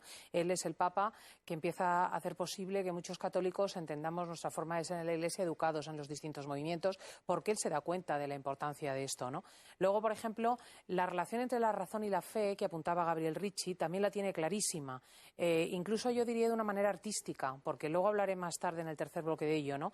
Pero él es un Papa poeta, es un Papa actor, es un Papa artista, es un Papa que comprende que la llamada a la belleza y a la razón es universal y que es la misma razón y la misma belleza para todos los hombres, porque el nombre de Dios es ese, ¿no? Esto es una cosa fascinante que después hemos visto también en el aspecto intelectual en Benedicto XVI y sus relaciones con Habermas, por ejemplo, ¿no? En la búsqueda de la verdad.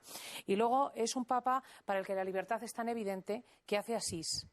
Hace Asís, recordemos, con escándalo de una parte de la Iglesia, que no puede comprender cómo un papa se pueda reunir a rezar con un islámico, con un budista y con un cherokee, yo qué sé, ¿no? O sea, él percibe que la llamada a la relación con el misterio es universal, está presente en el mundo entero y la experimentan incluso aquellos que no pertenecen a la Iglesia Católica, ¿no? Y, de hecho, la oración en Asís, ¿no?, que ha quedado consagrada como un momento también de su papado, pues es muy malentendida dentro de la Iglesia por esta dificultad para entender la afirmación absoluta de que Cristo es la respuesta al corazón del hombre, pero a la vez tener en cuenta la libertad y la apertura del hombre al misterio. Sí, pero me reconocerás que en Asís el cherokee y el islámico y el no sé qué no rezaban a Cristo, ¿no? No, claro, claro. Pero ahí, por ejemplo, Carmelo. perdón. Sí, bueno, sí. No era simplemente, habías para- pedido no era simplemente por puntualizar. lo de Asís, porque la Santa Sede en estas cosas es maestra, ¿eh? Y la fórmula era, venimos juntos para rezar, no venimos para rezar juntos. Exacto. Sí, pero eso es un juego de palabras. No, eso... No, No, es eso un se ve juego en de la palabras. película en dos momentos aquel cruciales. momento- En la relación con su amigo judío, donde habla del Padre común, pero deja bien claro que uno es cristiano y otro no. Y en la segunda parte de la película, que no hemos visto ahora, cuando reza con Ali Akka, dice, recemos y no rezan juntos. Reza Ali Akka y reza el Papa a la vez. Yo creo que Carmelo. ese, que yo defino como juego de palabras, por supuesto, sin ánimo de menospreciarlo, porque fue la razón oficial con la que se justificó el acto de Asís. Y de hecho, en esta 25ª conmemoración que se va a hacer ahora, se está insistiendo en lo mismo. O sea, ¿por qué? Porque el impacto visual de lo que sucedió en Asís es tan fuerte que hay que explicarlo de alguna forma. Yo creo que en Asís ocurrió un acto realmente insólito en la historia de la Iglesia. Porque el problema no es que unos rezaran a un Dios y otros a otro. El problema es cuál es la finalidad de la Iglesia respecto a los no creyentes, respecto a los no católicos, o no cristianos o no creyentes. Y no es la que se refleja en Asís, porque en Asís lo que se refleja es una simbiosis de todas las religiones en torno a un objetivo. Hombre, tanto como que distintas iglesias católicas fueron utilizadas para cultos no católicos. Hay una imagen clásica del acto de Asís del 86, que es un Buda situado encima de un sagrario, con monjes budistas, por cierto ateos, puesto que no creen en Dios, rindiendo culto a la figura de Buda. Es decir, el acto de Asís es lógico que produjera en la Iglesia una reacción, porque fue un acto insólito, en el que además incluso no solamente hubo otras religiones, hubo una representante de una logia masónica, como es la logia Naibrid norteamericana, que estuvo invitada al acto de Asís. De todos modos, yo creo que el problema de este tipo de actos no es que se los intente explicar de alguna forma, sino cuál es la imagen que transmiten. La imagen que transmiten es la que todo el mundo entendió, y es que todas las religiones son caminos equivalentes para dirigirse a Dios. Y el problema es que Dios solamente ha establecido uno, y ese uno es el que tiene la principal obligación de predicar, no solamente el Papa, sino los obispos, los sacerdotes y, por supuesto, los laicos, ¿no? Entonces, yo creo que ahí hay una evidente ruptura con lo anterior, que hasta el punto de que actos como el de Asís antes tenían repercusión canónica. La cuestión, yo creo que interesante es comprender cómo el Papa que escribe la Redemptor Hominis, su primera encíclica, que comienza diciendo Cristo, Redentor del hombre, es el centro del cosmos y de la historia, con lo cual la afirmación de la unicidad de la salvación en Cristo es evidente. El Papa que hace publicar la declaración Dominus Jesus a la Congregación para la Doctrina de la Fe, firmada por el cardenal Ratzinger, pero cuya publicación fue ordenada por Juan Pablo II, es el Papa que convoca a Asís. Esta es la paradoja en la que se expresa, yo creo que la genialidad y puede ser también el factor de escándalo para mucha gente de la figura de Juan Pablo II. O sea, lo que hay que explicar, porque hay dos posibilidades. O aquí hay una genialidad que se nos escapa y de la que podemos aprender, o estamos ante una personalidad esquizofrénica. Es que tercio non dato. Cabe una tercera posibilidad. Esa tercera posibilidad nos la vas a decir después de la publicidad.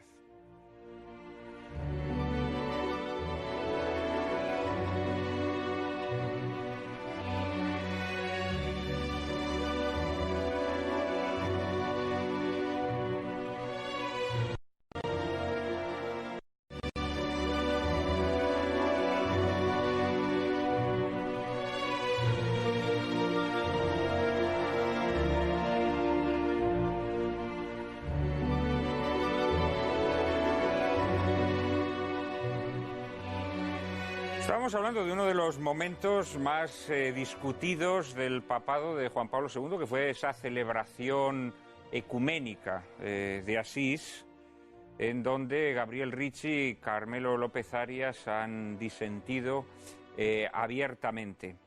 Javier Paredes nos va a ofrecer una posible tercera versión o interpretación de lo que allí ocurrió. No, posibilidad. O posibilidad.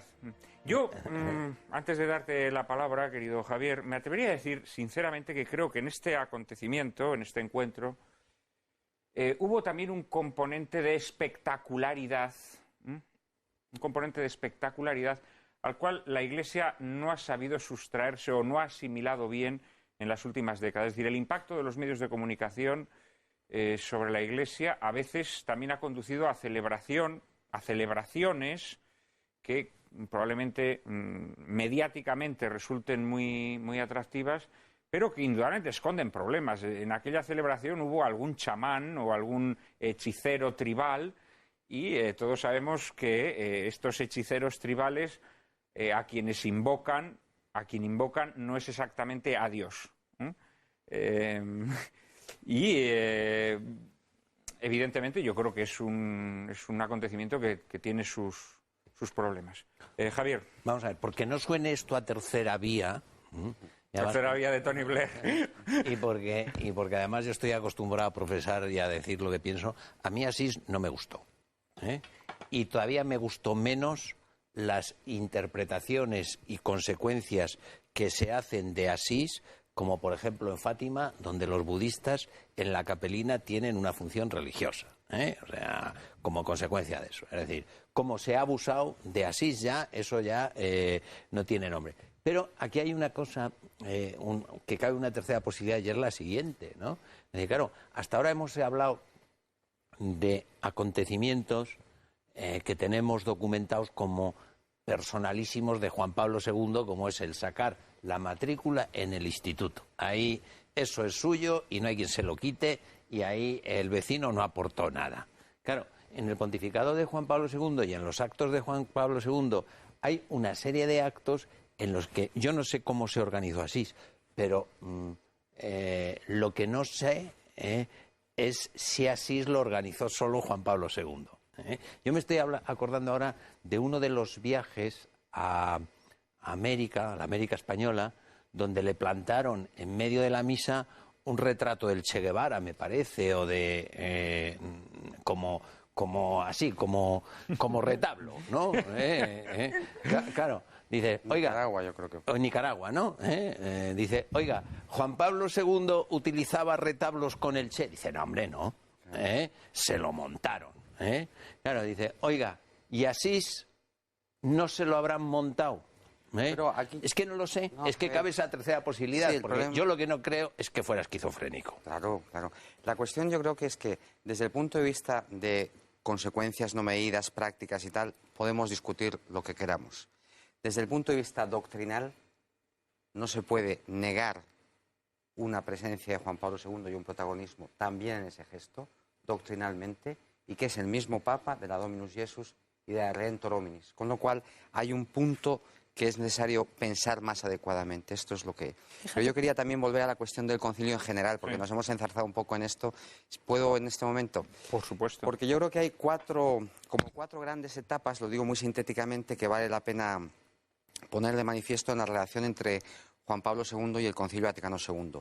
La primera es su participación como padre conciliar en los 4 periodos, primero como obispo auxiliar de Cracovia, vicario capitular, después a partir del 64 como arzobispo de Cracovia, y una implicación con muchas intervenciones, a diferencia de otros padres en el concilio. La segunda, y es muy bonita y muy significativa, es la aplicación del concilio en Cracovia, porque Juan Pablo II es una de las raras, yo creo, excepciones que hace de la aplicación del concilio el contenido de su ministerio pastoral en Cracovia, hasta el punto que propone este sínodo de Cracovia, escribe este volumen que está publicado en castellano desde hace muchos años, que se llama La renovación en sus fuentes, escrito por él, que es excepcional, que se llama Estudios sobre la actuación del Concilio Vaticano II. Muchas veces lo que ha pasado en la Iglesia y en muchas diócesis es que el Concilio Vaticano II simplemente no se ha actuado, se ha hecho otra cosa. La segunda etapa, por lo tanto, es esta. Yo creo que es muy interesante y habría que recuperar mucho las intuiciones de Juan Pablo II desde 1965 a 1978, como arzobispo de Cracovia y el sínodo de Cracovia. La tercera etapa es su pontificado, del cual hablaréis en el programa sucesivo, por lo tanto no me detengo, que él hace referencia desde el primer radiomensaje a su testamento. Una expresión que usa mucho él respecto al Concilio Vaticano II es soy deudor de lo que el Espíritu Santo me ha hecho ver y participar en el Concilio Vaticano II, quiero pagar mi deuda con este don, ¿no? Y la cuarta etapa es su beatificación. ¿Qué significado tiene la beatificación de Juan Pablo II respecto a la recepción del Concilio Vaticano II? Tenemos, aunque sea un poco de publicidad, vamos a tener un acto académico en la Facultad de San Dámaso el 20 de mayo, en homenaje al beato Juan Pablo II, y una de las preguntas es... ¿El 20 de mayo a qué hora? Para que nuestros espectadores lo sepan. Es el 20 de mayo a las 12 de la mañana. A las 12 de la mañana en la Facultad... En la Facultad San Dámaso, GERTE 10, sí, en Madrid. Y una de las preguntas es, ¿esta beatificación por parte de Papa Ratzinger tiene significado respecto a la recepción del Vaticano II? Porque claro, en 1985, perdón por ser un poco largo, en el informe sobre la fe, que es un texto que conocemos todos, de la entrevista con Messori, le preguntan a Ratzinger sobre el Vaticano II. Y él dice, para que el Vaticano II se lleve a cabo hacen falta santos. 25 años después, beatifica al pontífice que ha hecho del Vaticano II su programa de pontificado. Yo creo que es muy significativo este dato. Carmelo. Sí, bueno, yo quería decir dos cosas. Una al hilo de esto último, que precisamente eso es una de las cuestiones más debatidas de esta beatificación, ¿no? Que así como en 5 años o 6 años que han pasado desde la muerte de Juan Pablo II, sobre todo mediando un milagro, ¿no?, que está ya aprobado, es un plazo que puede ser suficiente para determinar su santidad personal. Sin embargo, claramente es un tiempo insuficiente para valorar en perspectiva su pontificado, que eso requiere un tiempo más prolongado, ¿no? Entonces yo creo que convendría separar la beatificación en cuanto a juicios sobre sus virtudes sobrenaturales y el grado heroico en que las pudo practicar respecto a la cuestión de juicios de conjunto sobre su pontificado. Pero yo quería, precisamente porque que no se escapara hablando del Concilio Vaticano II... Digamos que lo ves más santo por sus virtudes personales que por su pontificado, digamos. O por lo menos que requeriría más estudio, pienso yo, un análisis de su pontificado que en 6 años, pero no solamente por tiempo dedicado al estudio, sino por perspectiva histórica. De hecho, por ejemplo, ahora mismo siguen saliendo documentos sobre el pontificado de Pío XII, ¿no? Y todavía hay quien no se quiere convencer de la realidad de cómo fue su pontificado y aduce uno u otro. O sea que hace falta tiempo para eso. No, pero yo creo que es importante que, hablando del Concilio Vaticano II, una participación importante de Karol Wojtyła y en general del episcopado polaco, que es en el esquema referente a la Virgen María. Que eso, realmente a ellos, a los obispos polacos, les debemos un poco la definición de la Virgen como madre de la Iglesia, porque digamos el esquema de la Virgen inicialmente preparado en el concilio presentaba un problema de corte ecuménico que hizo aconsejable dejarlo como parte del esquema si no recuerdo mal, del esquema sobre la Iglesia. El capítulo 8. Exactamente. Y hubo ahí un intento de los obispos polacos, creo que los españoles en buena medida les apoyaron, para que tuviera un papel relevante dentro de ese esquema. Al final no lo consiguieron y, en cierto modo, como compensación por ese pequeño desarreglo, la petición que hicieron de la declaración de María como madre de la Iglesia fue aprobada por el Papa, ¿no? Pablo VI. Entonces yo creo que, en cierto modo, esa parte de las letanías que se reza habitualmente a la Virgen se le debe al episcopado polaco, que además creo que en este aspecto fue representado por el arzobispo de Cracovia, si no recuerdo mal. Bueno, en líneas generales yo creo que la cercanía de Juan Pablo II con la Virgen María creo que ha hecho mucho bien, ¿no?, a los católicos, en un momento además de peligro de protestantización, ¿no?, donde la Virgen estaba siendo totalmente aparcada, ¿no?, totalmente recluida casi como en un desván, ¿no?, en el desván de los trastos viejos. Y efectivamente Juan Pablo II, a través de su devoción personal, a través de la constante exaltación de la Virgen, la ha vuelto a situar en el centro de nuestra fe, ¿no?, como intercesora privilegiadísima, ¿no?, ante el Señor, ¿no?, que es indudablemente también un aspecto muy, muy destacable de su pontificado, y yo me atrevería a decir que también de su beatificación, ¿eh? También de su beatificación. Sin duda, porque es un hecho constante de toda su vida, ¿eh?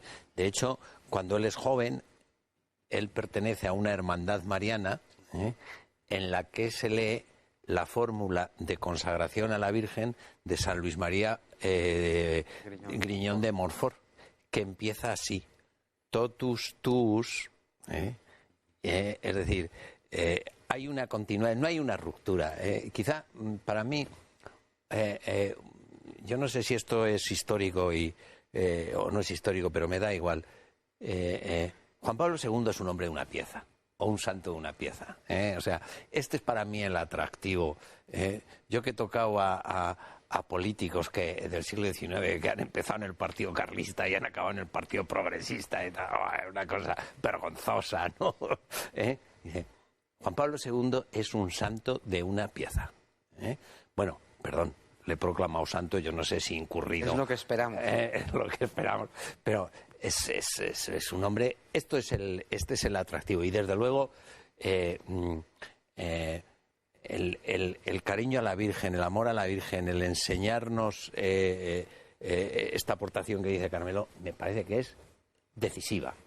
Y tiene perdón, sobre esto, porque tiene mucho que ver la devoción mariana de Wojtyła con lo que decía antes Javier sobre la vocación universal a la santidad. Porque la Virgen, ¿quién es? Es la discípula predilecta y perfecta del Señor, aquella que es la imagen propia de la santidad, ¿no?, que no le hace falta ser sacerdote ni nada para decir qué es ser cristiano, ¿no? La Carta Redentoris Mater en este sentido es estupenda. Si me permites completar esto, y el cariño especial que nos tenían los españoles era porque esto era la tierra de María Santísima. No se le olvidaba, ¿verdad? Siempre recordaba. Siempre recordaba esto. Pues precisamente con estas palabras enlazamos con el tercer asunto que nos convoca hoy aquí, que es un acercamiento a algunos aspectos de la personalidad de Juan Pablo II, su lucha contra el dolor, su carisma personal y, naturalmente, su santidad. María Cárcava tiene la palabra. Recordamos aquel atentado del 13 de mayo de 1981 al que antes nos referíamos, debilitó a lo largo la salud de Juan Pablo II, que había sido siempre un hombre de una complexión atlética y vigorosa. Las secuelas del atentado, unidas a los crecientes achaques de la edad, fueron minando la fortaleza física del Papa, aunque no su carisma ni su capacidad de comunicación, que convertían cada uno de sus viajes apostólicos y sus visitas pastorales en auténticos fenómenos de masas.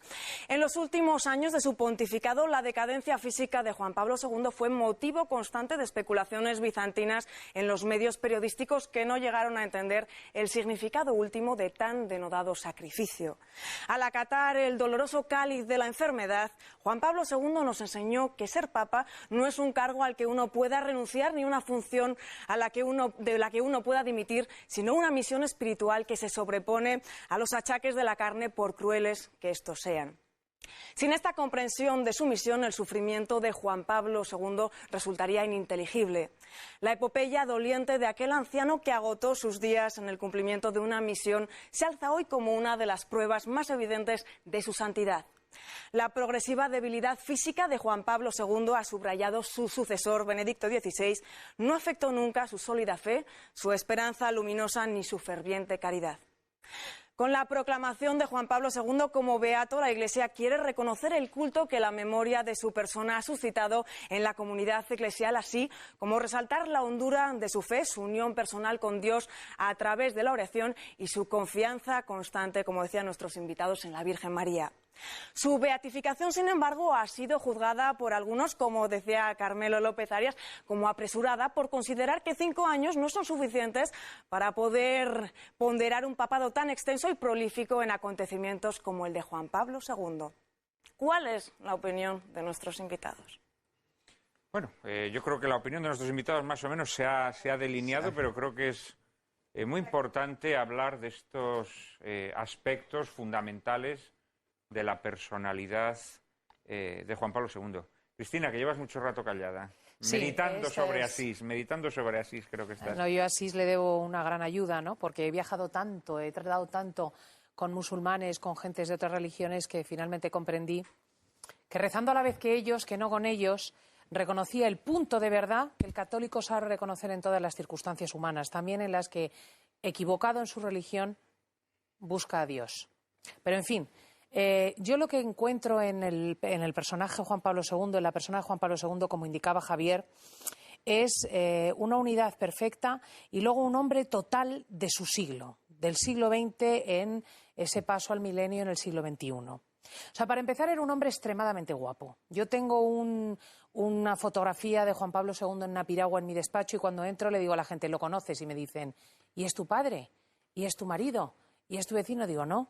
Y casi nadie adivina en ese ser atlético que disfrutaba con el contacto con la naturaleza al Papa, ¿no? Realmente era un hombre que había comprendido, entre otras cosas, la unidad entre el cuerpo y el espíritu, el valor específicamente del deporte, ¿no? Una cosa tan católica como la carne. Y constituye un ejemplo para todos nosotros, ¿no? A la vez, era un hombre que amaba el arte y la poesía de una manera conmovedora y que era un notable poeta, como han reconocido gentes capacitadas sobre este tema, ¿no? Tiene incluso ensayos sobre el matrimonio, como la obra El taller del orfebre, que es un teatro lírico extraordinarios en cuanto a su percepción de la belleza. Y es más, tenía esta capacidad para descubrir la potencia de la belleza en el arte moderno. Recordemos que era amigo de Bono, por ejemplo, de U2, era amigo de grandes cantantes y de artistas de nuestra época. Y en el momento de elegir una capa pluvial, creo que se dice así, para el paso del milenio, se pone un trapo gigantesco de una materia sintética de última generación absolutamente trepidante y fascinante, ¿no? Era bellísimo el arco iris de colores que se había sabido poner encima, ¿no? O sea, era un hombre realmente de su época, para el que la música, la poesía, la literatura constituían formas de expresión. Por otro lado, era un hombre que había vivido no solamente una experiencia de familia con su padre, particularmente muy conmovedora, sino que había vivido con sus amigos la experiencia de la familia cristiana y él había seguido los matrimonios y la sexualidad cristiana de una forma muy inmediata, ¿no? Y nos abrió, a través del Instituto Juan Pablo II de la Familia, a una comprensión conmovedora del cuerpo, de la sexualidad humana, del matrimonio, que a mí particularmente me llevó a hacer la primera sección de sexualidad en la Radio Católica Española, ¿no? En la cadena COPE durante 8 años largos, ¿no? Y creo que esto le constituye en todos los órdenes también su conocimiento en primera mano como picapedrero, como indica la película, del trabajo físico del obrero en el siglo XX, lo pone de plena actualidad, de tal manera que las madres, los picapedreros, los deportistas, los poetas, los cantantes de rock, todos encontraban en él una figura a la que seguir, ¿no? Javier. Estamos hablando de la personalidad y de los méritos de santidad de Juan Pablo II. Yo tuve una ocasión de estar muy cerca de Juan Pablo II y ahora confieso aquí que lo conseguí de una manera delictiva. Fue en el cementerio de la Almudena. Yo vi que había un señor repartiendo brazaletes de distintos colores, y vi que había unos brazaletes de un color que se subían al altar. Y entonces yo no me lo pensé dos veces, dije, yo soy de esos. Y hice así como que no sabía español y tal. Total, que me sacudió un brazalete y ahí que me tenéis entre cardenales, obispos. No me pusieron una mitra de milagro, ¿no? Pero yo me escondí allí detrás de un obispo quietecito, pero eso me sirvió. Estaba tan cerca del Papa como del Padre Gabriel, ¿no? Entonces me sirvió para ver cómo rezaba Juan Pablo II. Ole. Cómo, por ejemplo, entre acto y acto tenía el rosario y lo apretaba con la mano. Pues claro, eso si estás cerca lo ves. O sea que no tenía el rosario, sino que y cómo rezaba. Y bueno, pues ese es mi testimonio. Si a mí me llamasen algún día a testificar, y diga, pues yo le vi rezar como un santo. Sí. O como yo creo que deben rezar los santos. Si todas las personas que han visto rezar a Juan Pablo II destacan la devoción sobrehumana, ¿no? La devoción sobrehumana, realmente el recogimiento con el que oraba. Ha prescrito el delito, del brazalete ya. Sí, por eso lo has contado ya. Sí, porque tú, un hombre de orden como tú no lo habría contado si no hubiese prescrito. Merece la pena ir a la cárcel. Carmelo. Bueno, déjate. Sí, yo incidiría en lo que ha contado María. En sus últimos años, sobre todo sus últimos meses, y por supuesto sus últimas semanas, que traducían un dolor espantoso, él ahí dejó una lección, evidentemente, de vivir el dolor y vivir la ancianidad, ¿no? En un mundo que desprecia ambas cosas o considera ambas cosas como el mal absoluto. Pero yo creo que dejó una lección para la Iglesia aún más importante, que es la de la irreversibilidad de su cargo. Es decir, de la dimisión de Juan Pablo II se venía oyendo hablar, mejor dicho, venían reclamando los enemigos de la Iglesia desde lo menos 5 o 10 años antes, ¿no? Y más a medida que su estado físico se deterioraba. Yo creo que él, que era siempre como actor que fue y como persona especialista en dar una imagen y en la importancia de la imagen en el apostolado contemporáneo, él era muy consciente de que su forma de estar al pie del cañón era una lección a los enemigos de la Iglesia de decir, este cargo no es como un funcionariado, este cargo no es como algo de lo que se dimite, de lo que se puede uno desembarazar cuando vienen maldadas. Este cargo es hasta que la muerte me lleve, ¿no? Creo que era Juan XXIII quien decía que los papas se deben morir de noche, porque de día tienen que gobernar la Iglesia, ¿no? Es decir, la percepción de que el Papa es un hombre que es el vicario de Cristo en la tierra es, digamos, no sé si la palabra representación es la más adecuada, el vicariado es algo quizá más que la representación, ¿no? Y de eso no se puede uno desembarazar solamente porque el dolor o las necesidades o incluso la merma de capacidad física y mental te estén haciendo mella. Yo creo que esa lección fue muy importante hacia afuera de la Iglesia, ¿no? Gabriel. Yo, quería insistir en este aspecto que dice Carmelo, que me parece interesantísimo también para ayudar a comprender qué significa la autoridad y el principio de autoridad en la Iglesia, que es algo que normalmente no se entiende porque se lee con los esquemas de la sociedad civil y política, ¿no? Y es efectivamente que el principio de autoridad en la Iglesia es el testimonio garantizado de la fe. Y claro, esto no depende de las condiciones humanas en las que uno se encuentra. Ser garante del testimonio de la fe, como es Pedro y sus sucesores, ¿no? Y esto es muy significativo porque ayuda a comprender que no se puede desvincular principio de autoridad y testimonio de la fe garantizado en la Iglesia, ¿no? Esto yo creo que es algo muy, muy profundo que había que mirar de frente también los católicos. Y la segunda cuestión a la que quería hacer referencia es por la cuestión de la enfermedad, del sufrimiento. Yo creo que Juan Pablo II, y en esto Weigel, que en algunas cosas de su biografía me parece un poco así a la americana, ¿no? Pero bueno, en el título ha sido muy acertado, porque yo creo que Juan Pablo II es un testigo. O sea, muchas veces habla, Juan Pablo II es el gran comunicador. Un momento, Juan Pablo II será un gran comunicador, pero Juan Pablo II es un testigo. Y se da testimonio entregando la vida. Entonces, toda la ascesis también desde el punto de vista del dolor, de la enfermedad, del sufrimiento, no es una ascesis del sacrificio, es una ascesis de la entrega de sí, del don de sí, ¿no? Y esto es lo que unifica desde su más tierna infancia hasta su agonía, de la que fuimos testigos conmovidos todos, ¿no? Un hombre que permanentemente está entregando la vida. Esto es un santo, ¿no? Claro, yo esto lo quería subrayar especialmente. Tenemos que dejarlo, Cristina. Si es muy breve, pero tenemos que dejarlo. Sí, no se trata de decir él era papa a pesar del sufrimiento o a pesar de la vejez.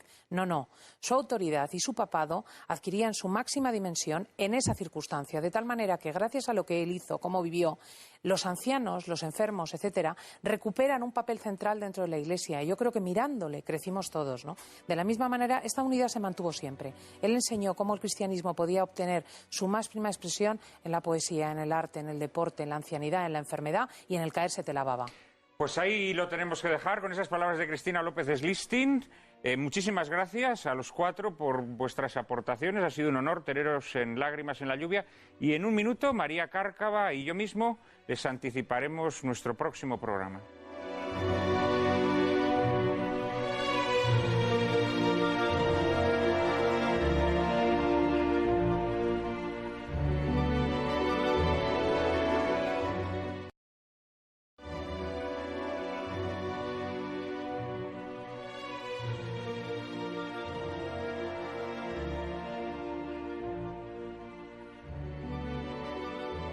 Seguramente se nos han quedado muchas cosas en el tintero. Tratar de resumir la personalidad de una figura tan oceánica, pues en apenas una hora o hora y media, es muy difícil. Pero en fin. Yo creo que sería difícil incluso en un mes y medio. Tienes toda la razón del mundo. Afortunadamente, el próximo domingo, día en que Juan Pablo II será elevado a los altares, tendremos ocasión de complementar este programa con otro que analice los aspectos más reseñables y también más discutidos de su papado, algunos de los cuales se han apuntado hoy ya. Contaremos con un cartel de lujo compuesto por los teólogos Pablo Cervera y Juan José Pérez Soba, el historiador Alfredo Verdoy de la Compañía de Jesús y un habitual de este programa, el gran Miguel Ayuso. Apuesto doble contra sencillo a que el programa no dejará a nadie indiferente. No, eso seguro que no. E ilustraremos nuestro coloquio con la segunda parte de la producción Juan Pablo II. Al Carol Wojtyła de la madurez, convertido en sucesor de Pedro, lo encarnará, como nuestros espectadores ya han tenido ocasión de comprobar, el gran Jon Voight. Lo acompañarán actores de renombre como Ben Gazzara, que interpreta a su secretario de Estado, el cardenal Casaroli, o Gyula Noyema, que dará vida a Joaquín Navarro Valls, portavoz del Vaticano entre 1984 y 2006. No se la pierdan, ya saben que a partir de ahora no podrán llorar lamentando que la televisión es un desierto de la inteligencia y el buen gusto. Ahora ya pueden refrescarse en el oasis que cada viernes les brinda Lágrimas en la lluvia. Todos los domingos a las 4 de la tarde, aquí, en Intereconomía Televisión. Y feliz Pascua de Resurrección a todos.